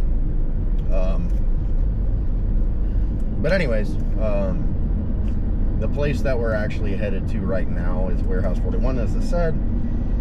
It's basically, like, let's say you have like a store, right? Whether it's online or whether it's in person, you can actually pay to get a booth at both Warehouse 41 and another place in town called Lucille's. Yeah. If we have time, we'll go to Miss Lucille's. There's really only one. Maybe tomorrow we can do that. Yeah, maybe we'll do that. We'll save that for tomorrow. Because we kind of need a little bit of content for this other venture that we're trying to do as well. So, yeah. Like I said, We're not really doing much to, like, well, we're still doing a lot, don't get me wrong. yeah. Because I gotta fold laundry, hang stuff on the wall. Well, she's looking at that. I'm looking at, like, I have to, how do I say this? So when I do a show of any kind, whether it's our podcast, whether it's YouTube or anything, if I have a co-host, I don't have to have as much stuff prepared to say, because that co-host can actually help tell the story. Yeah. And like I said, we got the man, the myth, the legend, Cleveland Rhodes coming over tomorrow along with his family. And this is something that we kind of talked about, but once it became a reality, you know, I instantaneously wanted to do this one episode with him. And I'm not going to reveal too much on this channel, because any of that content you're going to be able to see on the other channel that we're going to start.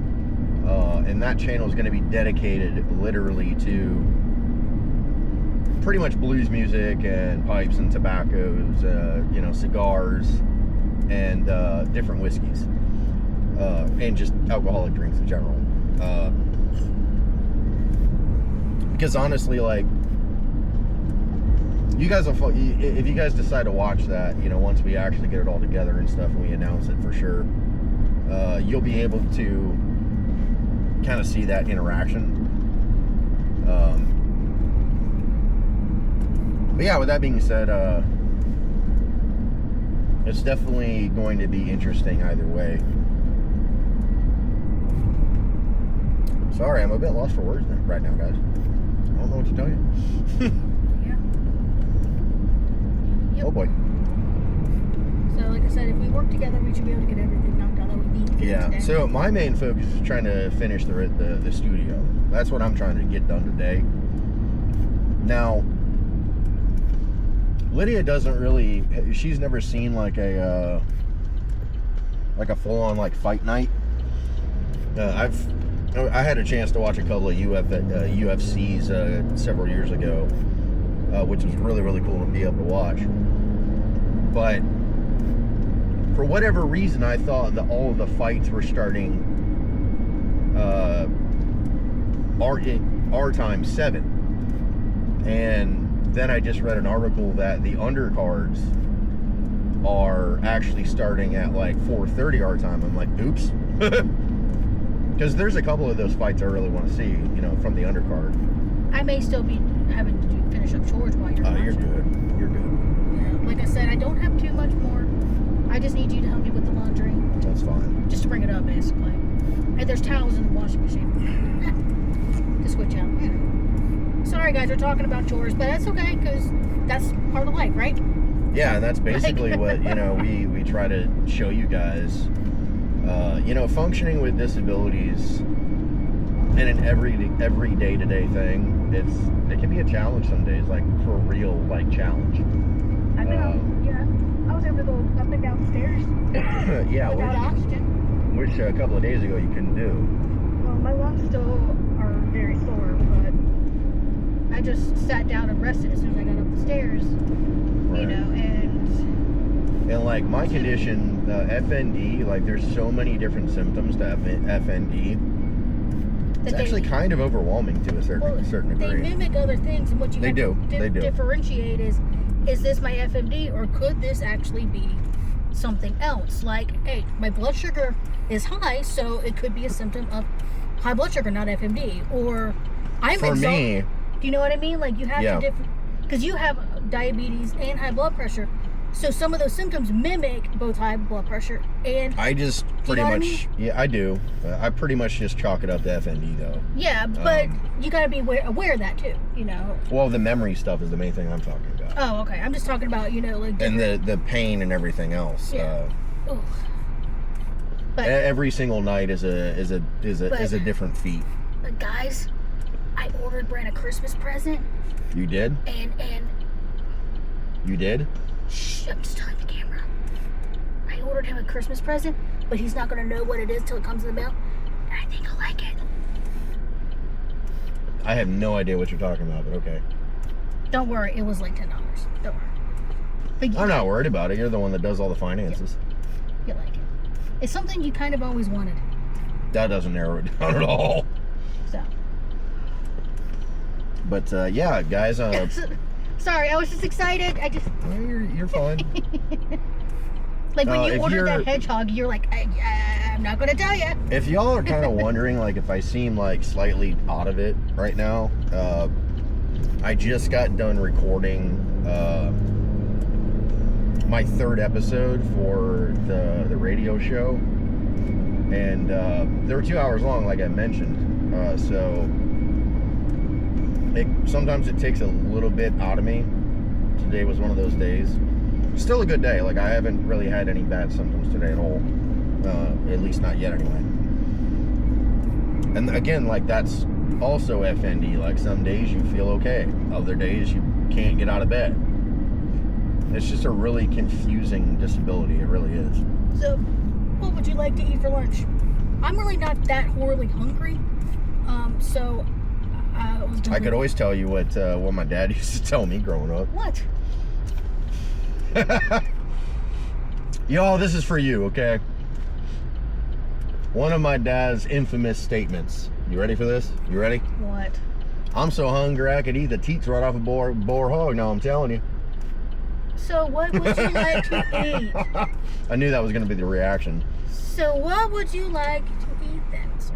I already told you, like, we can get subs or whatever. I don't really care. Where would you like to get those steps? Well, I didn't go that far. You see? You see. We could get burgers. I mean, we could get sandwich. I don't care. It just needs to be something fairly quick. You see, guys? See what? All right, all you men out there that are married, right? What's the one argument you can guarantee on every single time you are with your spouse? You ready? It's where are we gonna eat? I can't tell you how many arguments that I have not only witnessed, I have been a part of, related to that very question of, so where are we gonna eat? No lies. No lies whatsoever.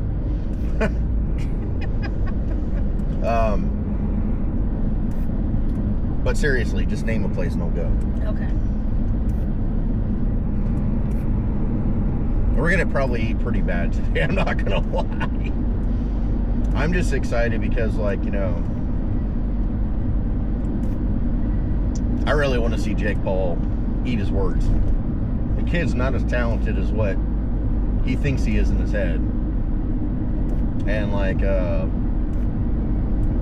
I didn't know this, but this is something that Lydia's probably going to be really upset about. So you know, most live events that you can go to, you know, like, generally it's like you know, maybe at most, you know, like $1,000 a ticket, right? Yeah, give or take. Yeah. And we're talking like big names here, like, you know, like the Rolling Stones, for instance, rolled through Jacksonville, Florida when we lived there. And I really, really, really wanted to go because they don't have too many more years of performing. They really don't. But Lydia was trying to surprise me. But the tickets for the nosebleed section was like $450 a piece. And I straight up told her, I was like, I'm not going to spend that much money. No. All right, so this promotion, I just saw an article put out today about what it costs to go to this event that's taking place this evening. Where is it? Madison Square Garden? Or No, where? it's at the AT&T Stadium in Arlington, Texas. In Texas? Well, that's one of the biggest stadiums in the NFL because that's where the Cowboys play. Oh, okay. So this is a gigantic 88,000 person, you know, facility. Yeah. Yeah. I just recently figured out that in order to go to that event and be involved in any aspect of that event in person, it's $1 million a pop. $1 million a pop. For any tickets? Any tickets. That seems It is $1 unrealistic. million a pop. So how can people afford to go? They can't. That's why they're doing it on YouTube. You mean Netflix? Or yeah, well, it's going to be on YouTube as well. Oh, but Netflix is... But Netflix, yeah. Okay. The Netflix is the main promoter. The other promoter is Jake Paul's I guess he's like the half CEO, president, founder of MVP, which MVP stands for Most valuable player. no, it's not player. They do they're doing promotion. Oh, most valuable promotion. Right. But that's part of his own company. Oh. So with that being said, I'm like, well, yeah, you can afford it because, you know, you sold your soul to the devil to be able to, you know, have all the freaking new money that you got. You know, here's the point that I'm trying to make, guys. I love combat sports. I truly do. Been watching, you know, and like I feel like some people would argue about, you know, professional wrestling being a contact sport, but it is. Yeah. I did wrestling when I was a youth, like for like a year, and I went to a couple of summer camps when I was a kid as well for wrestling. So I've always loved wrestling. I've always loved contact sports. But they got to be out of their damn minds to make people pay $1 million a pop to go to that event live. Yeah.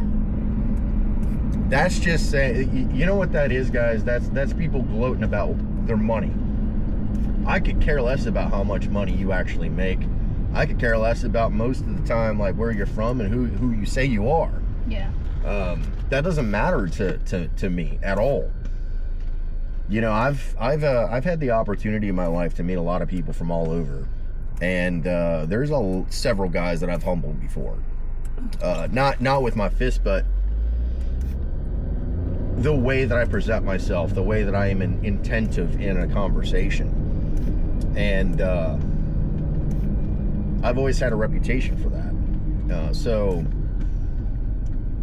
you know, a true warrior, a true fighter. I'm just going to say this and then I'll get off my high horse for the day. Until we actually watch the fight. But, you know what it really means to be a warrior? What it really means to be a fighter? Warriors and fighters don't think with their fists, guys. They think with their minds. And one of the most dangerous weapons, you know, Jake Paul has been going on about, oh, you know, manufacture weapon, you know, being a nuke, and I'm like, that's a stupid statement. Not only is it stupid, it's naive, because the one thing, the biggest weapon ever throughout the course of history, you ready for this, is a pen. More wars have been started and fought, I kid you not, with a pen.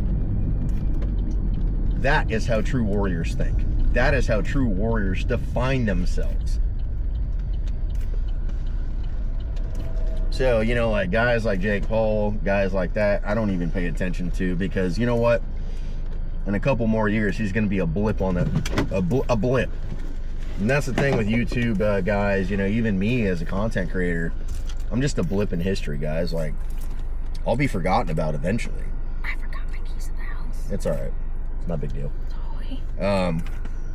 So we just got to Warehouse 41, guys. We're going to go in here for a little bit, look around.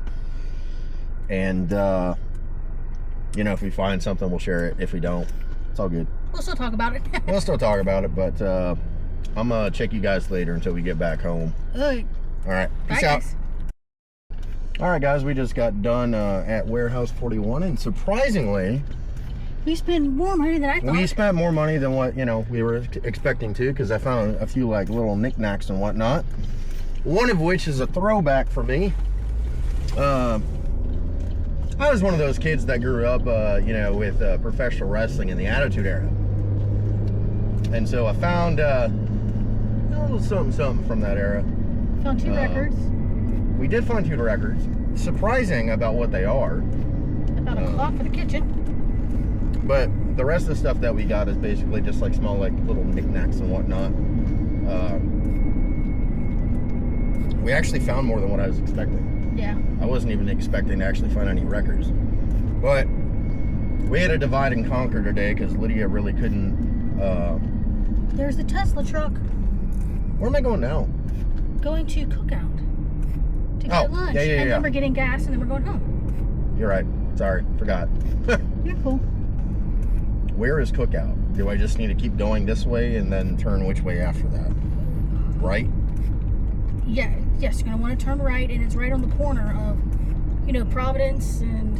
Oh, okay. I got you now. Yeah. But yeah, it was. I found some, a few like beer cans and an vintage oil can. Thought they were pretty neat, and you just, we'll figure out where to put them at some point, but.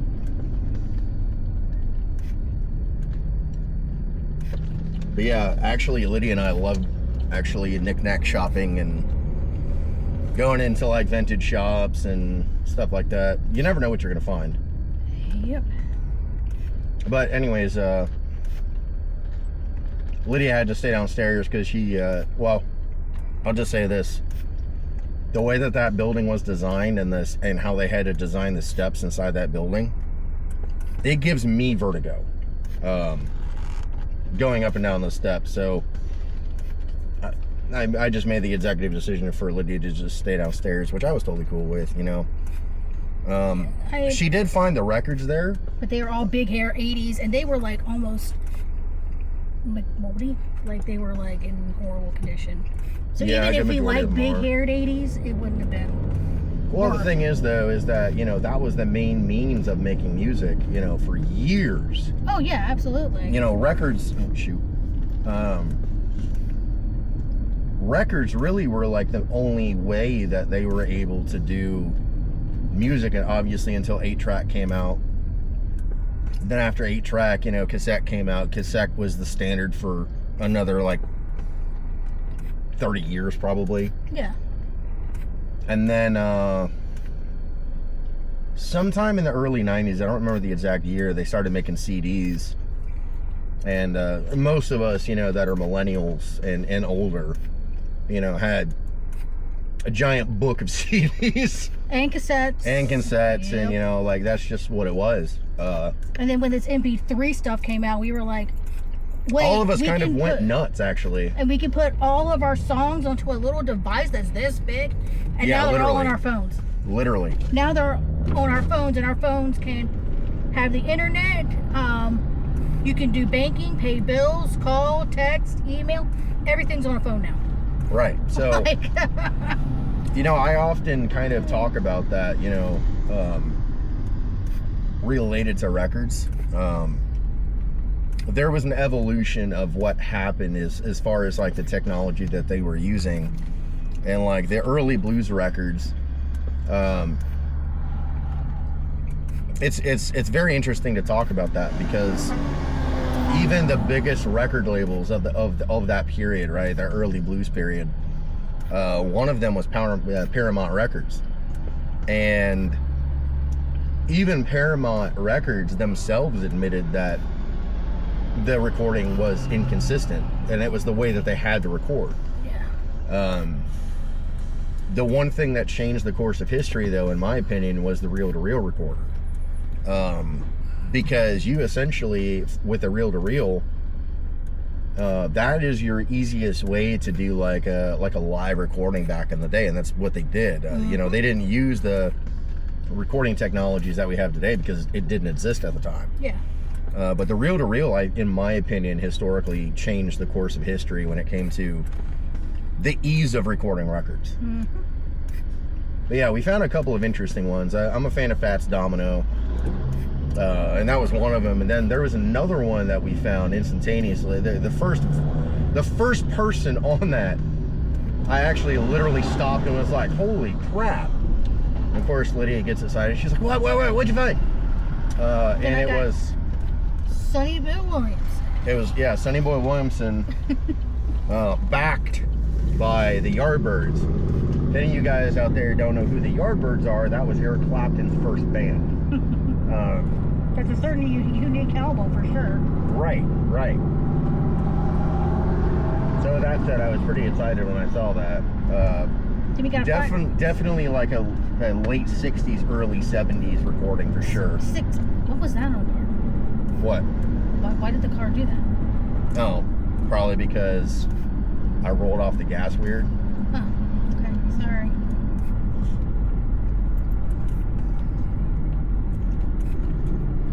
But yeah, mission accomplished. Yeah, sorry guys, I'm like, So yeah, Lydia got herself a clock, and we found a few like little knickknacks. I got the Christmas gnome to hide. Yeah, so if you guys haven't been following along, which I'm sure you have, Micro gnome. Okay. It's your turn to hide the micro gnome. Yeah, I know. You got to hide a little jerk somewhere. But I got a Christmas one. Yeah, she got a Christmas one, so that's gonna be 2 games this Christmas season. You know, where's the pickle? And where's the micro gnome? And where's the micro gnome?